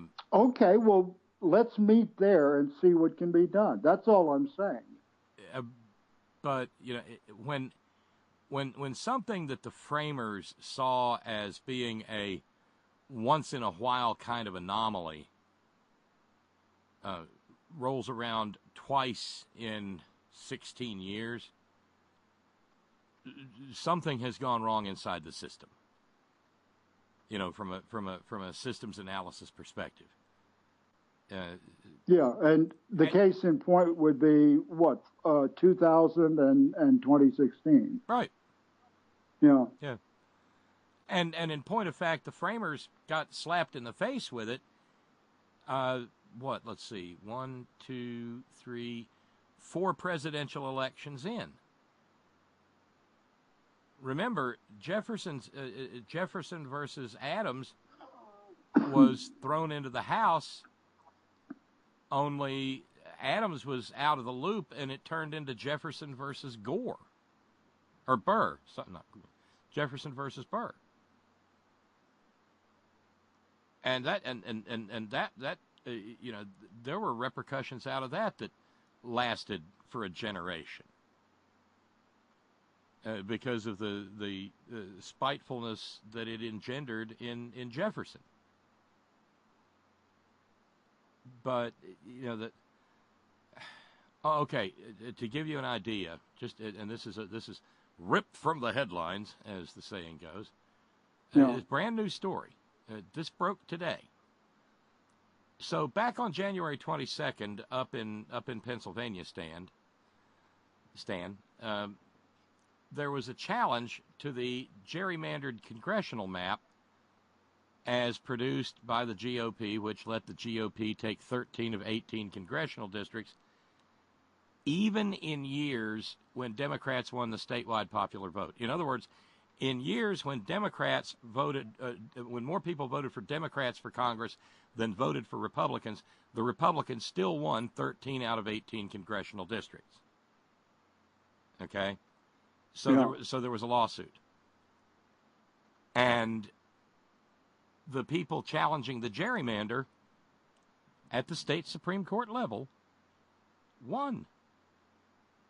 And the court ordered, and this is the language from the opinion, that the district maps must be, quote, composed of compact and contiguous territory and shall not, quote, divide any county, city, incorporated town, borough, township, or ward, except where necessary to ensure equality of population. Mm-hmm. Then the court said you've got till February the 9th to redraw the maps, and the governor has till February 15th to approve them, and then it has to be submitted to the court, because the court has jurisdiction, in order for the court to review them. Then, on January 26th, the court spoke again and said that the legislature had to turn over the data that it had that included geolocation files that, and this again a quote, that contain the current boundaries of all Pennsylvania municipalities and precincts, and various reports that analyzed how well new maps would comply with the January 22nd order. Well, guess what's happened now? The president pro tem of the Senate, the Pennsylvania State Senate, a Republican by the name of Joseph Scarnati, and by the way, if you see the doctor when you first begin to scratch, a loading dose of antibiotics will take care of your Scarnati. Sorry, couldn't resist. That's all right. Republican Senate President pro tem Joseph Scarnati told the state Supreme Court to go pound sand. That he will not comply with that second order from January 26th, requiring the legislature to turn over its data. And, what, because of the separation of powers, branches? No, he claims that it violates the Elections Clause of the Constitution, the U.S. Constitution, and applied to the Supreme Court of the United States for a stay, saying that only the state legislature and not the courts are constitutionally allowed to weigh in on questions of gerrymandering. This is, of course, pure bullshit. The court has jurisdiction. The court has taken jurisdiction. But that's where we are. I'm not a lawyer, Bob, but it seems to me that there's an equal protection consideration and also civil rights on some level, where if the legislators are deliberately drawing boundaries up to favor themselves, their party, then somebody's getting screwed. And I thought the entire process in this country, or at least the goal, is to have as few people screwed as possible, especially by the people that are in charge.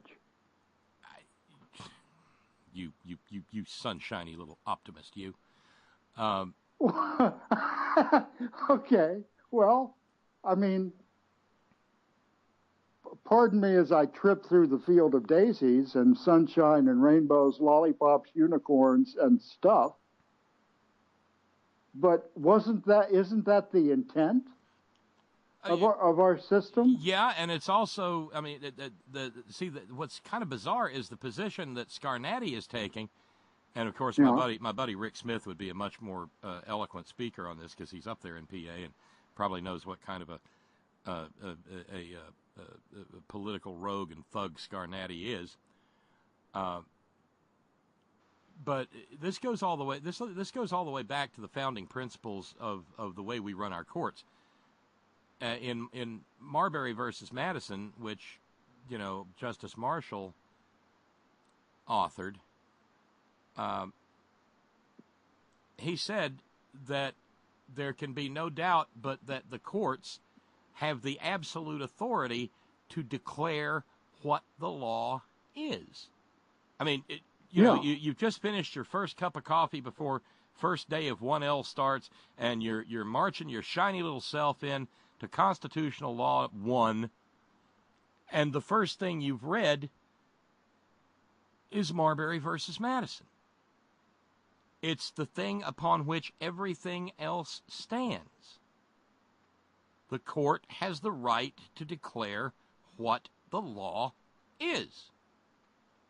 Well, and there have been case after case through history of someone or several someones being as naive as I am, actually looking at it and say, no, this is not naivete.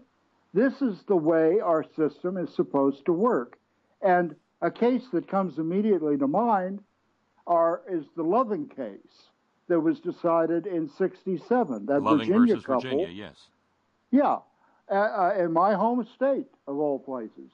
Another one that comes to mind is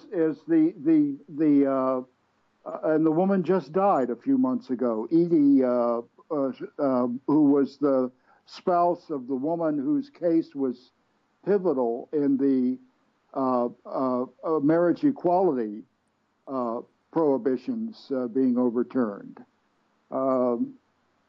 I mean, that was simply a matter of people saying, I don't care how fucking naive you think we are, there's a principle here, and I want my day in court to argue in favor of that principle. And fortunately, they prevailed, the Lovings prevailed. See, we've already seen, if 2016 taught us anything, it's that people will get outraged over even phony, made-up bullshit stuff. Okay? I mean, if you took away the phony, nonsensical bullshit stuff that Trump says, he would sit there mute. He wouldn't say a goddamn thing, because nothing that no utterance that issues forth from that pile of steaming has any roots in anything other than bullshit and nonsense. So if people can get outraged over nonsense, certainly they can become engaged, not just outraged, but engaged over something that has a basis in reality. You know? And I mean, if that's being naive, then I guess, you know. Well, I mean, in this case in Pennsylvania, I mean, it's really kind of shocking, because this is conduct that would constitute contempt of court in almost any situation. And this guy just straight up looked at the court and said, piss off. Yeah. And the reason he doesn't want to turn over that's the data in that second order is because he probably has as an object lesson what happened down in North Carolina, where they walked in and said, oh yeah, hell yeah, of course we gerrymandered it to make sure the black people can't have no influence on the election. What do we think, we stupid? Yeah. And I'll bet you, unless Rick was to tell me otherwise, I'll ask him. But I'll bet you that what's contained in that legislative data is the fact that what they were trying to do is make sure that Democrats could not actually impact elections in practically any district. And that goes back to what I said to you earlier, Scott. What do you do when you get 100%? I mean, because it's possible. I mean, dig it, all right? It is possible in some of these districts that are so badly gerrymandered, it's possible you could have 100% Democratic turnout and not win. Well, funny we're talking about gerrymandering, and I know you don't have over-the-air TV where you are. Several weeks or months ago on CBS This Morning, or CBS Sunday Morning, I forget the correspondent, but there was somebody who did a piece, and it was a rather well-done piece on gerrymandering. And they went into some of these very things that we're talking about. And you can find it online, I'm sure. I probably even posted it on my Facebook, but I'll find the link and send it to you.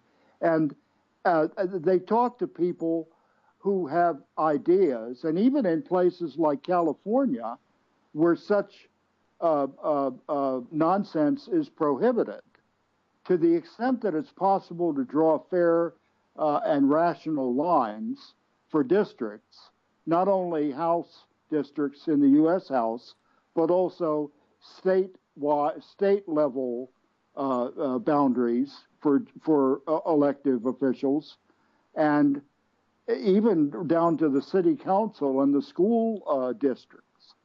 They engage in a rational, legal, proper, fair way of doing it. I'll send you that link, and you ought to post it, because maybe in some of these places where there are people who are victimized by this chicanery could benefit from some of that knowledge.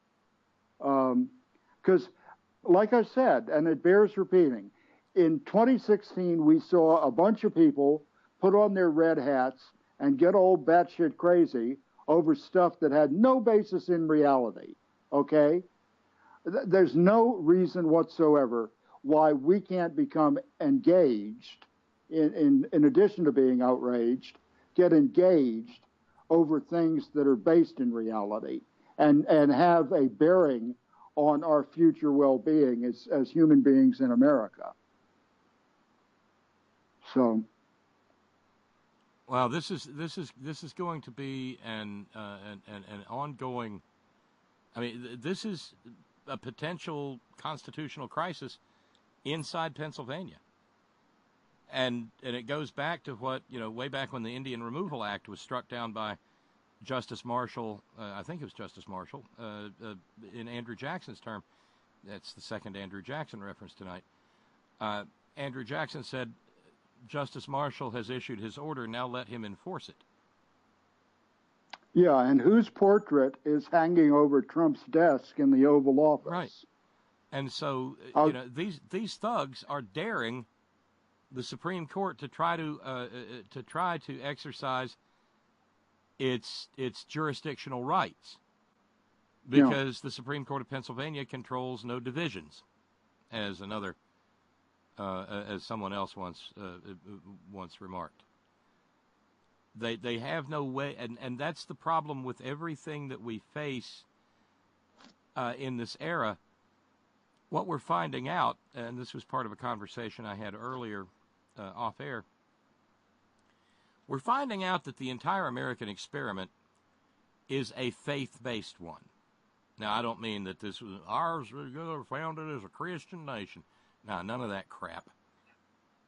But we're finding out that this has all been, and I have long maintained this, a faith-based government from jump.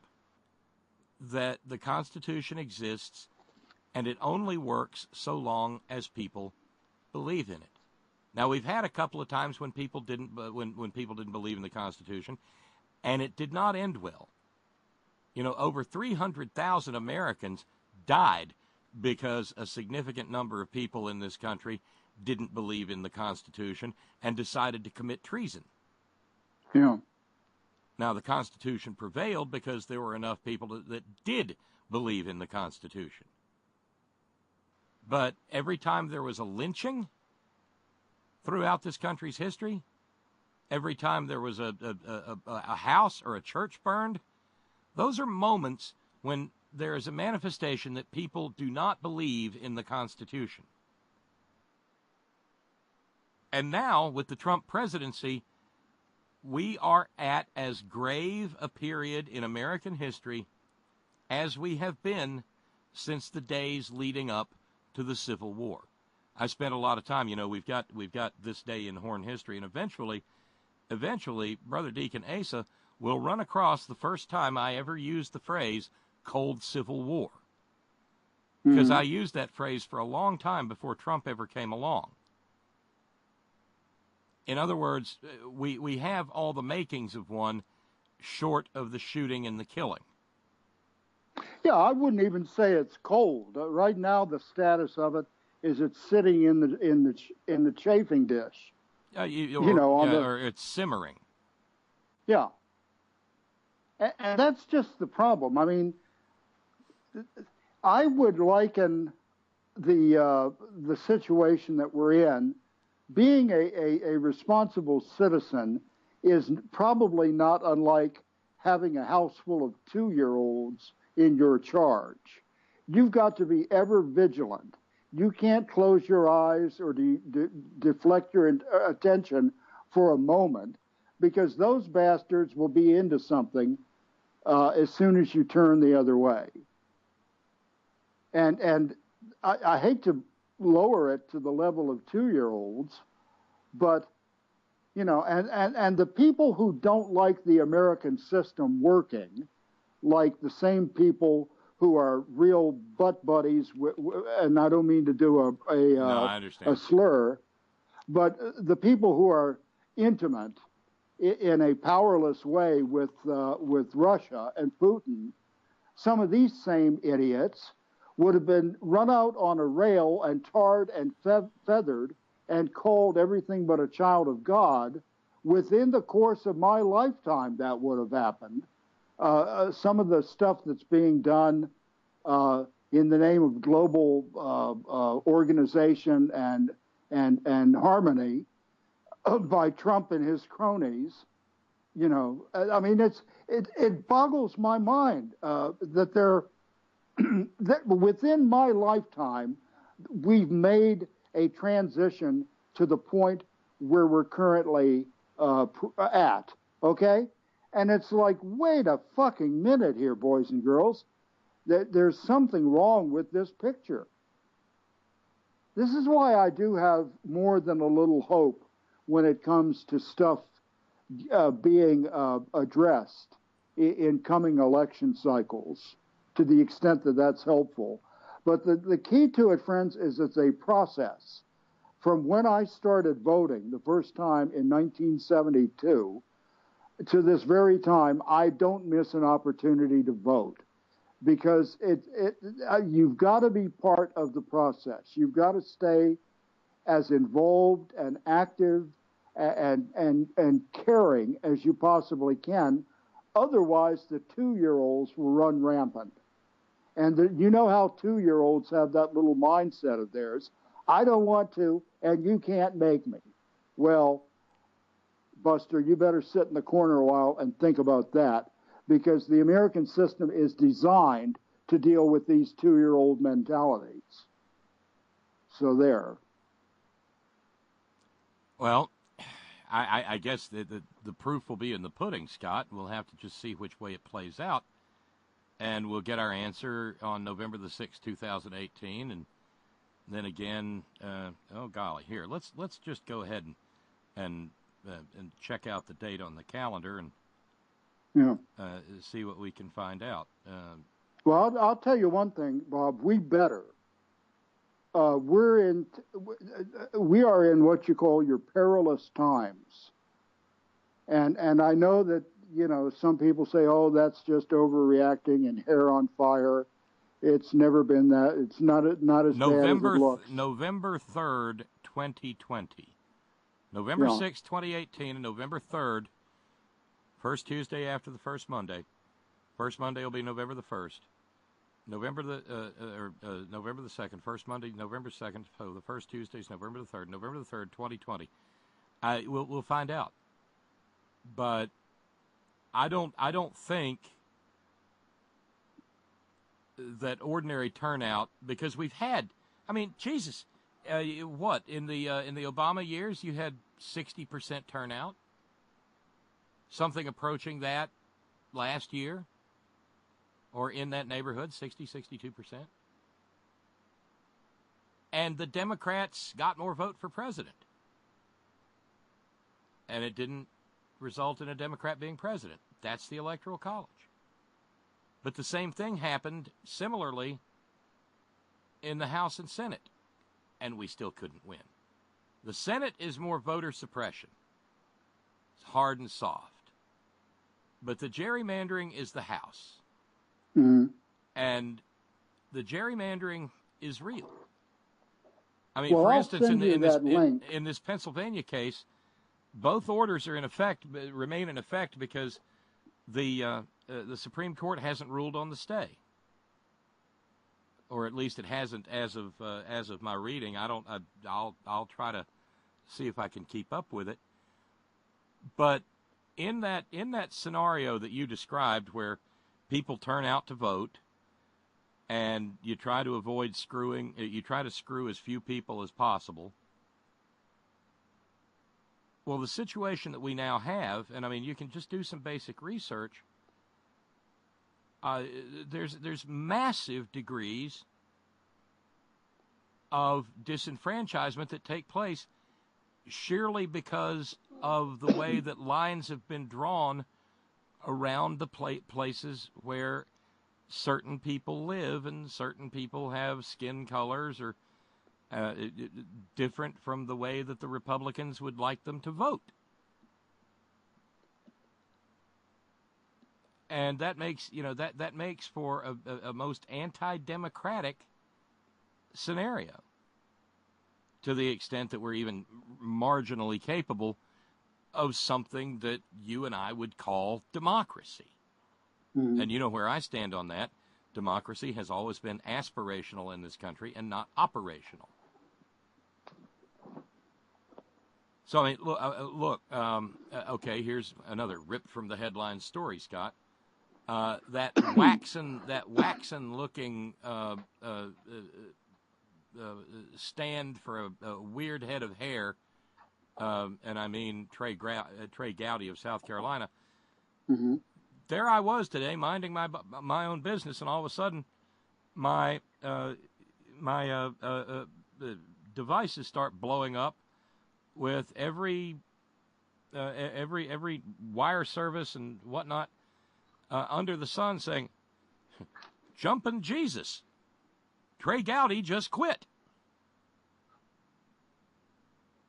And there was this statement about how there's more civility in a death penalty case, and he wants to go back and work in the justice system, and how he's gonna leave the Trey Gowdy, the guy who led the Benghazi charge against Hillary Clinton, and later quietly admitted that it was all just an effort to destroy her electoral hopes, her presidential ambitions. Yeah, that guy, all of a sudden, when we're smack dab in the middle of a case of real skullduggery in our government, suddenly he's not interested. The dog, and here's his mom calling, and he's got to do his hair. And so he's going to go back to South Carolina, Stan. Well, I hope you're not going to sit here and tell me that district in South Carolina can as easily be won by a Democrat as it can be a Republican. I doubt it, but it depends on where it is. It's the 4th District of South Carolina.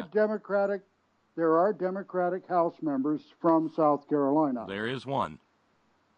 Well, that's one more than he is zero. And he is very carefully gerrymandered into that district. Well, by the way, I sent you that link that I was talking about. I've got it right here. Okay. I'll check it out after the program. Yeah. But, you're right. I mean, there's plenty of work to do is the bottom line. And to the extent that we do that, and see, that's the key. It's not just showing up every 4 years. It's not even just showing up to vote every 2 years or 4 years or 6 years. It's a matter of what you do between the dates when you go to vote. Or in my case, mail back my ballot. We're in the 21st century here in California, Bob. We actually have this thing called vote by mail. Instead of throwing roadblocks in the way of people's participation, they actually make it, if it got any simpler to vote, I'd be ashamed to do it. Okay? I mean, you get your ballot about a month before the election. If you're not up on all the issues and all the candidates, you have plenty of time to figure out who's who and what's what. And then you fill it out. It takes about 20 minutes, unless there are a lot of propositions on the ballot. Okay? And I don't even think you need a stamp. I think it's postpaid. I mean, like I say, if it were any simpler to vote in this state, I'd be personally ashamed to do it because I'd figure there's something wrong with it. It's a sin. It must be a sin, But I'm telling you, and if you look, Exhibit A in those places where they just crawl all over themselves to find ways to keep people from voting, those are the places where these reforms and doubled in those areas. Yeah, so I mean, you're not going to sit here and say that, surely to goodness Alabama and South Carolina and Mississippi are going to enact vote by mail. Well, that's a threat to our democracy. And what they mean by that is that's a threat to our asses keeping power. We got to hang on to our phony baloney jobs, gentlemen. Harumph. No, not now, but not now doesn't mean not never.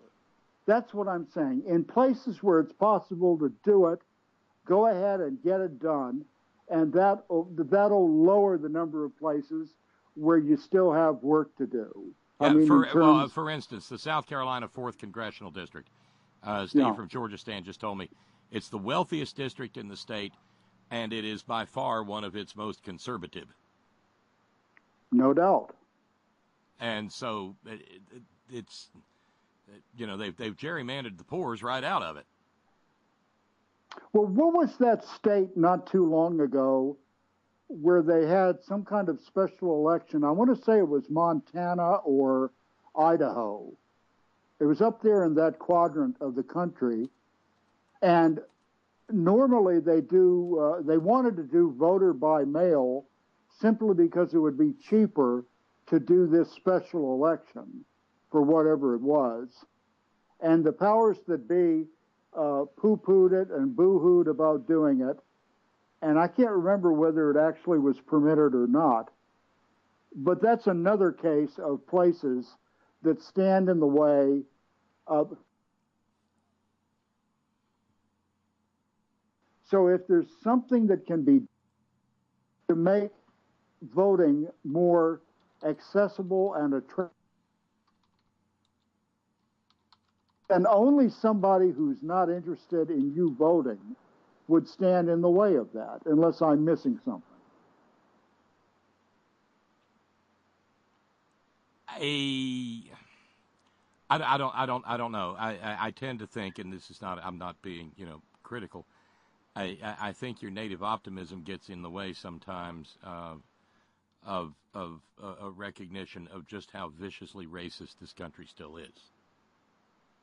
I missed part of that. You this damn Wi-Fi. You drop out some too. But what I said is I think your native optimism sometimes gets in the way of understanding just how viciously racist this country really is. Oh, I've no illusions about that. Trust me. I would like to think that it's some other way. Here in the Trumpiest state in the union, as silly as it may seem, you could probably get this Republican legislature to go along with the idea of having vote by mail just because they know that they can count on all the white Trumpanzees to keep voting like good white maggots Trumpanzees. Well, let's test it. Maybe they'll be unhappily surprised. I mean, this election coming up is going to be the first one where I'm going to have to show an ID, and I'm pissed. Yeah. So, sincerely pissed. But I mean, maybe it's because I had that cup of coffee in law school. The Pennsylvania story it's a big, to quote Joe Biden, it's a big damn deal.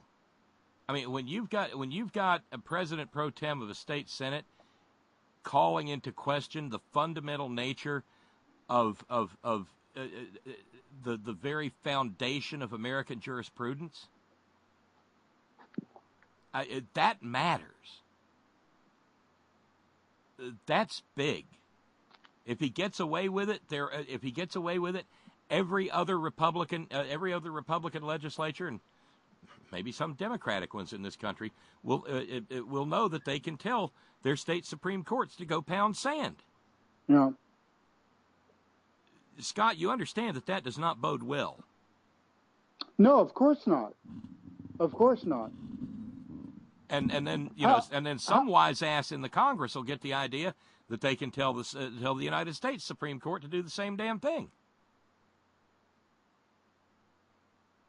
Well, I learned my lesson in terms of mindlessly voting for or against local judges. We had a case out here a couple of years ago having to do with two candidates for one of the judicial offices, and one had a goofy name and the other had a less goofy name. And I went ahead and foolishly voted for the person with the less goofy name, and it turned out he was one of these right-wing religious fanatic nutbuckets. And that taught me one thing: don't vote unless you know what the fuck's going on with whatever race or proposition or candidate on the ballot, because that will bite you in the ass. That's just irresponsible behavior. So I don't know how they elect judges in some places don't. Sometimes it's an appointment. There's a school of thought that says an elected judiciary is a terrible idea. I'm not sure that I'm entirely on board with that. The argument goes that it invites political hackery into what should be an impartial judicial system. But the other side of that coin is that you get the same political hacks if you let the political hacks in your governor's office or your legislature do the choosing for you. Yeah. So it's not a coin toss. I mean, it is a coin toss. It's not clear in one direction or the other. But I think we have some sort, or at least we used to, notion that a judiciary is a good thing. That you've got to have that you've got to have those checks and balances, and you can't have those checks and balances unless you've kind of got an uneven number, and with the government sort of from a civic standpoint engaged in an ongoing game of rock paper scissors, which is basically what the separation of powers is. Well, and see, we didn't even get into this, but while Trump is tweeting and conjuring up all sorts of diversions and drama and outrage, between he and the Senate, I guess, for okaying these nominees, he's filled more judicial seats in his first year, I believe, than anybody.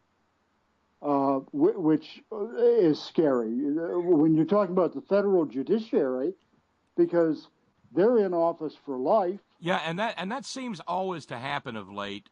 Going all the way back to Reagan, that happens whenever Republicans are in Congress.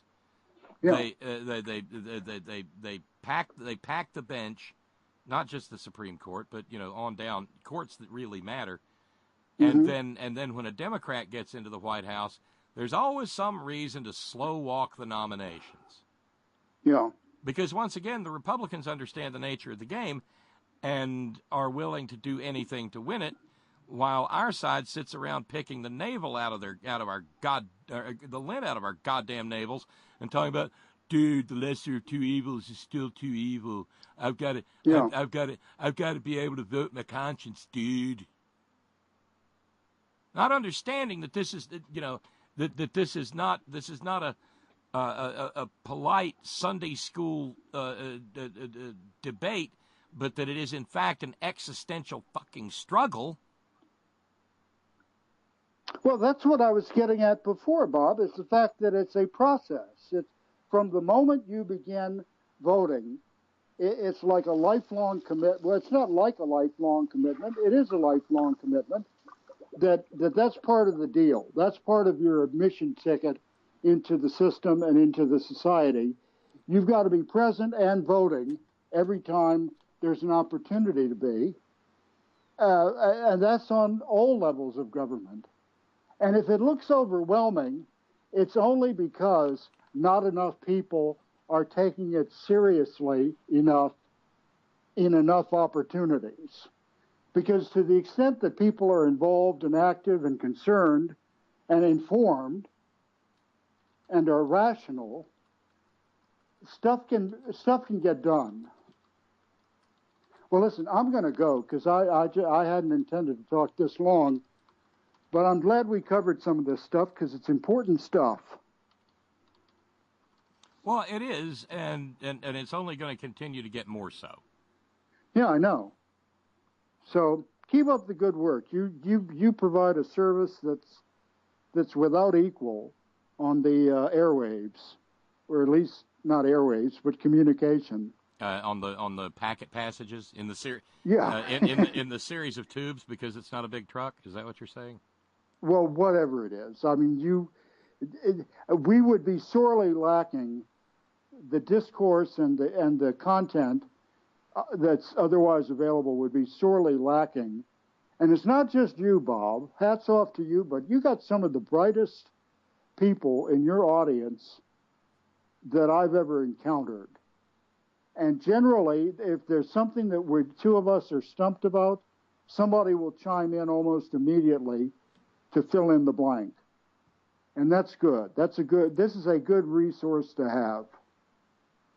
Well, I appreciate it, Scott. That's mighty kind of you to say, and I mean that sincerely. So, enjoy your evening. Have a nice, relaxing cup of freeze-dried coffee, and maybe soon I'll start pestering you about viewing your second viewing. Yeah. Okay. Well, I looked on my list of things to watch, and I saw it there the other night. And perhaps this weekend will be a perfect time to do that. Well, once the first quarter's coming to an end and the Eagles are down like 72 points, firing up the Big Lebowski is probably not a terrible idea. Yeah, probably not. All right. Thank you again, Bob, for the opportunity and for all that you do. And we'll chat again at some point. All right. You take care, Scott, and give our best to Punky. He's right there. I'm waving to him, and Chirps is zonked out on the sofa. All right. See you, Scott. All right, Bob. Bye now. Bye. Our buddy Scott and Punky. Of course, Punky's a ventriloquist. He's doing it all. That's a punchline. By the way, I brought up vote your conscience, and Earther said, vote your conscience, dude. Yeah, don't vote your conscience. Don't vote your conscience, Treebeard. Just vote. It's a civic chore. Do you sweep your conscience? Do you launder your conscience? And this goes with something Earther said earlier. Earther writes Treebeard and Celery entirely too well. Yeah, 'cause voting is like evil, and it like perpetuates the idea that electoral politics work. If it did, they would make voting illegal. Yeah, dummies, there are all sorts of election fraud schemes, Treebeard. Yeah. Oh, hey, there's been no fundraising for the last couple of days, and I've been thrilled about it.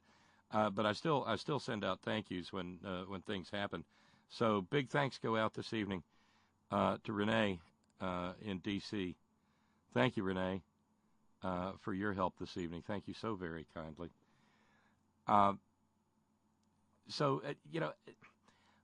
All of these Republicans who suddenly hear their mothers calling them and have to quit being Republicans in Congress. Maybe it's just paranoid, or maybe I'm an establishment shill, dude. But does it run across your mind too that maybe, given the fact that the House Intel Committee is leaking like a sieve, that maybe, just maybe, some of these people might actually have figured out that they've got a shit ton of rubles in their campaign war chests, and that maybe they, because the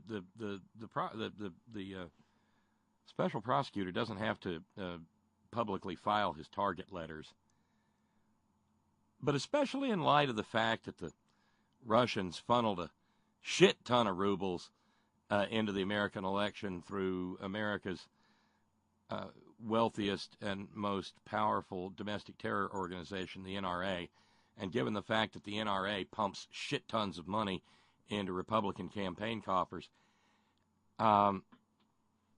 you think maybe some of those money in those coffers have pictures of Big Bad Vladdy Daddy in the middle instead of like maybe Benjamin Franklin? And that maybe they're I don't know, a little nervous about that fact. It seems more than a little possible to me. Let's run out to somewhere in the general L.A. area and check in. Hey, welcome to the program. Hey, Bob. Oh, my God, it's Tracy. My night just became wonderful. Happy birthday, honey. Well, thank you, Tracy. Thank you so kindly. How's it going today? I've been listening to all the different things about, the State of Our Union. Well, I didn't watch it. I could not bring myself That's okay. I did it for you. I couldn't do it. I'm like, there's only so much I can stomach, and there's just, I take my hat to you. You've got to know, Tracy. You've got to know what it did to me to hear that orange monstrosity look to the assembled and say, "Beautiful, clean coal." He said, "Beautiful, clean coal." Oh yeah. And it's moments like that you feel like Sisyphus. You're pushing that rock up that mountain, pushing that rock up that hill, pushing it, and pushing it. And then in 2018, this goddamned idiot says, "Beautiful, clean coal." And the rock just goes, you're like, fuck! And you trudge back down.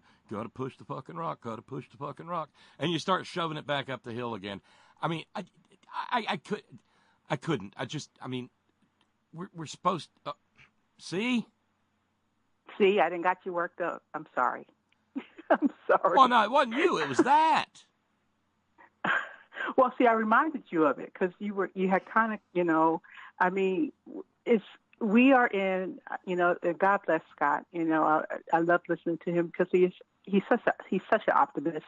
I wish I could be as optimistic as he is, but like you said, we're in a fight for our fucking lives right now, and it's a battle royale because these people are not willingly going to give up their power. You just told us the story about what's happening in Pennsylvania. I mean, this ban is basically, they told them you have to, redistrict these people, and people could have representative of their voting rights. And this man is like saying, "Fuck you, I don't have to listen to you." And this is indicative of what's happening in this country right now. We're getting a lot of fuck yous. I don't have to do what I'm going to do what I want to fucking do right now, and it's terrifying. I live in California. Yeah, and I was going to bring this up because coal doesn't have much of an impact on you or anybody else in California. But you know what does? Clean energy, renewable energy, sustainable energy, renewable energy. Well, guess what the Trump regime did today, Tracy? Last time I did hear something the other day about them trying to raise higher tariffs. Yeah, they put tariffs on solar panels coming from China. So that was step one. Step two was today. Today, what do they do now? When they release their budget request next month, next month starts tomorrow. When they do that, Tracy, we now know that the Trump regime will seek a 72% cut in clean energy funding at the Department of Energy.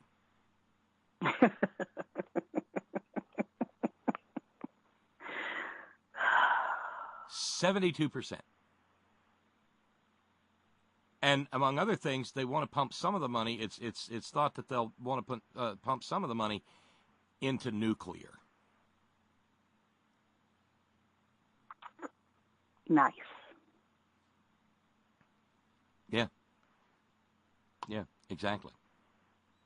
See, this is these people, and to call them people or humans is an overstatement, I think, because I don't even think they are human. I think there's some kind of humanoid, alien. I don't even know. Subhuman.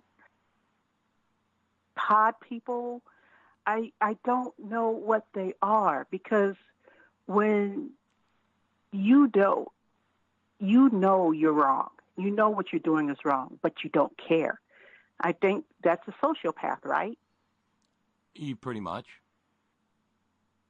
Because as long as they are in power, they don't care, because it's all about the money. Well, and it's all about the money and the power. They have power, and they will do anything to maintain their access to that power.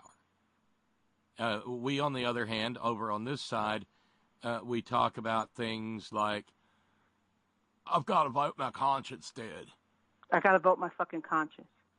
I got into over Christmas. I went over to a friend's house and for the holiday, and I actually got into a heated discussion. There were no Trump supporters there, of course, but there was this young man, a millennial, who, of course, didn't vote. And, he was a Bernie supporter and everything, but, all this stuff about why he didn't vote for Hillary and all that. And and I'm just thinking, and I told him, I said, I understand why you wouldn't vote for Hillary. I held my nose. I did not want to vote for Hillary. I voted for Bernie in the primaries, and I would have gladly have voted for Bernie in the general election. But there's only two choices. We could either vote for Trump or Hillary. Now, as much as you guys, everybody, that's that corrupt binary duopoly,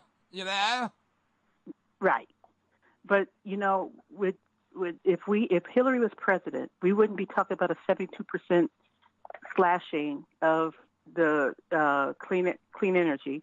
We wouldn't be talking about yeah, but what about the super predators? Right. What about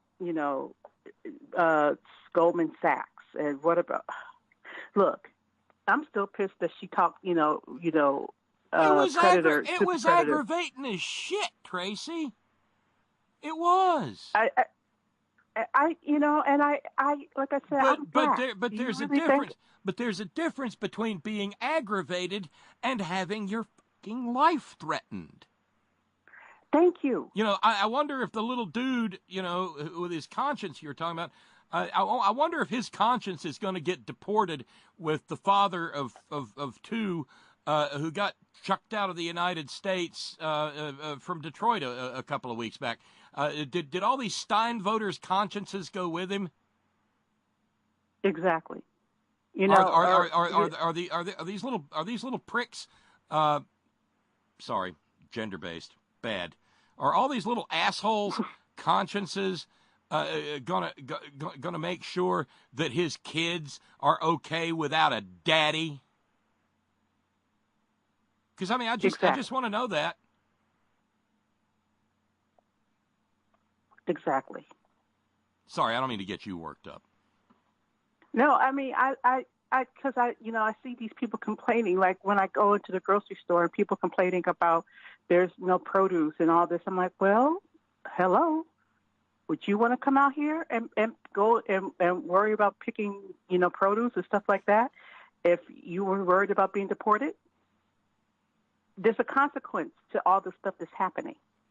Your prices are going to go up. Everything is happening. And it's like, and see, since you didn't listen last night, it was just this tissue paper thin lies of this tissue paper thin pastiche of lies and half truths and outright bullshit. And of course, they take the language out back behind the barn and just bludgeon it with an axe handle.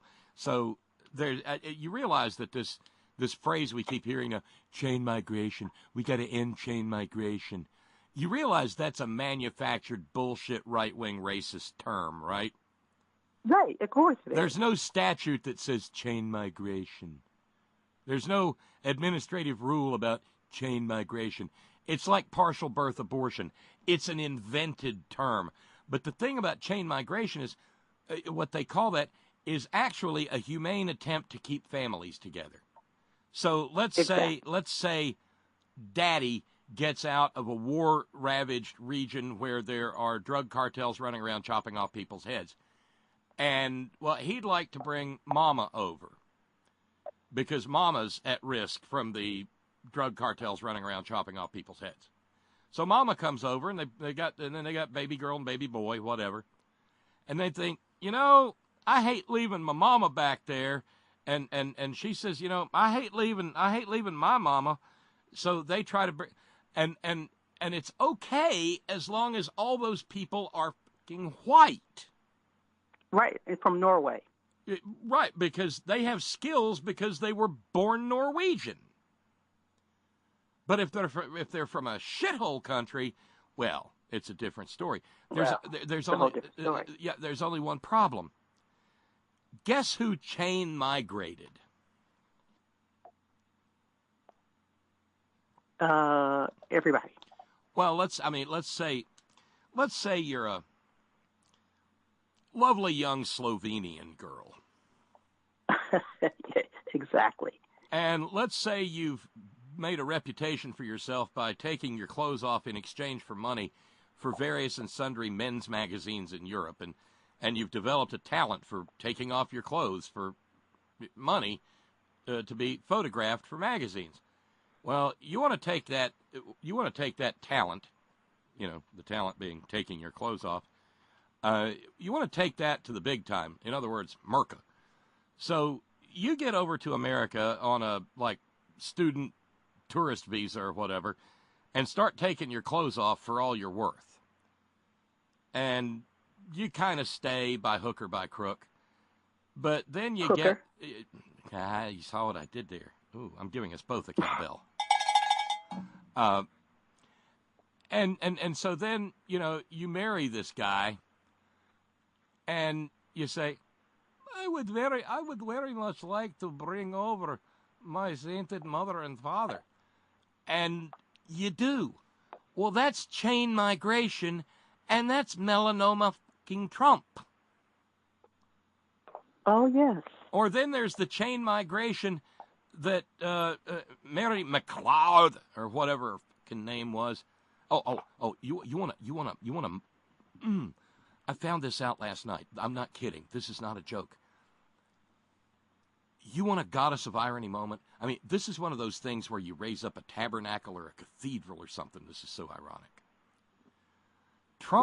Trump's mammy came here with no skills whatsoever and barely a dime in her pocket. And, of course, she went on to marry the son of a pimp, Fred Trump. I mean, people are just who people are.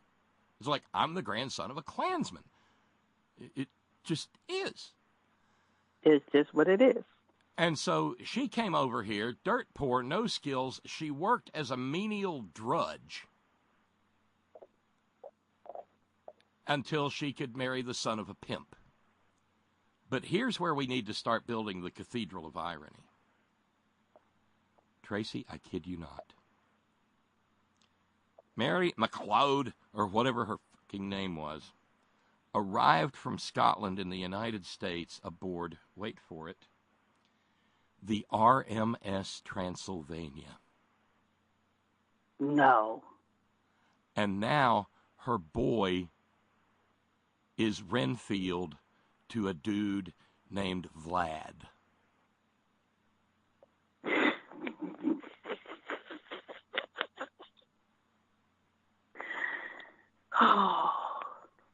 I mean, the goddess of irony is doing everything in her power to call us to our senses. Today, the Republicans left Washington, D.C. to go to a retreat here in West Virginia at the Greenbrier Hotel, and the Republican Congressional Learning, Working, whatever, Clavern group on their train had a train wreck when they hit a trash truck. Did the truck survive? Sadly, one died, and I think it was the driver of the truck. But the Republican majority is a train wreck. It's a train wreck. But people keep, but it's near Charlottesville. It's a rigged game. Near Charlottesville. But it's a rigged game. Sure it is. Because they keep winning. No matter how many, we can pray and hope that come November of this year that, we take back the House and all this. But let's face it, Bob, the chances of that happening are what? Slim. Or, slim and none. They're only slim because it requires Herculean effort and everybody turning out. Okay? Mary Harris Jones, known to the world, known to history as Mother Jones, once said, pray for for the dead, but fight like hell for the living. We need a lot less praying and a lot more fighting. Mm-hmm. Pray at your leisure. Fight like your life depends on it. Because and our lives do depend on it. Because it does. Yeah. Tracy, we're almost out of time, but are you doing okay? I'm doing good. I'm doing good. You know what? You sound really good. I do. I feel good. Just hanging in there, doing some meditating, and just trying to keep my head above water and making sure that I, not doing things like watching the State of the Union. And whenever I hear his voice, I turn the television off or put it on mute or change the channel or whatever, because it's not good for you. Right. But that doesn't mean you stop thinking about it. No, I don't stop thinking about it, because I do everything within my power to, what I can do on my end to, fight the powers that be. But, I just, it's scary. The state of, I try not to panic. That's what I try not to do. I try to say, this too shall pass. But I still think that, people don't get out and vote. But we still have, the voter suppression, gerrymandering and stuff like that. And what I don't understand is, what are the Democrats doing about this stuff? And what you just said about having to show the first time, how many years have you voted? And you're going to have to show your fucking ID to vote? Yep. I'm tempted to show up in blackface or something just for the fuck of it. Would you forgive me if I did? I would forgive you. Kind of like the shoe polish scene with Gene Wilder from Silver Streak. Silver Streak, yes. I'm bad.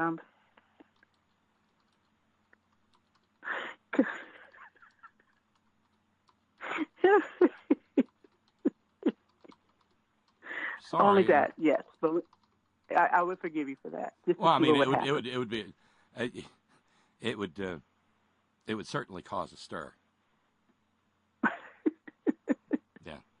Well, on that note, I know we have to go, but again, happy birthday, Bob. Enjoy the rest of your evening. Thank you so much. And my best to everybody out there, and stay safe on the 6 and 7/8. And 6 and 7/8 and 5 1/2. And the 9 3/16, right? Yeah. Tracy, exactly. Take care, dear. Bye you now. too, baby. Bye-bye. The one and only Tracy, the lady cab driver calling from Southern California. Before I get out of here, a quick note from Earther, and all kidding aside, here's that chain migration that all the little white wingers and Nectarine Nero are pissing and moaning about. This is a real live example of it. Earther sends me an email. Chain gang migration. Plus, it takes a few years for them to be able to come. If I'm a citizen and I have my uncle immigrate, it could easily take 5 years. He could have his adult children immigrate 5 years after that. So 10 years after I have my uncle immigrate, his children could immigrate. He'd be eligible for citizenship at that point, and the children would be eligible 15 years after the whole process started.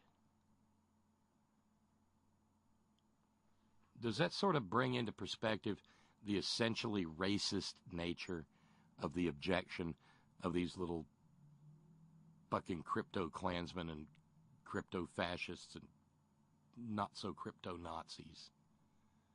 Yeah. So thanks, everybody, for joining in the conversation. I do appreciate it. Thanks to you for sharing your precious finite time engaging in the program in whatever way you so choose. Thank you so very much to everybody who supports the program.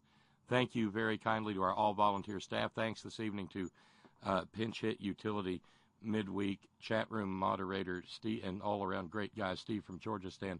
Thank you very kindly to our news ninjas. Thank you to Brother Deacon Asa for headon.live and the new toll-free number. Thank you very kindly to John Fox in Australia, Ben Birch, whiterosesociety.org. Thanks to the hardest working, bravest people I know, the men and women of Coal River Mountain Watch, crmw.net. And always, always, always, Gina, it's all for you. Later, y'all.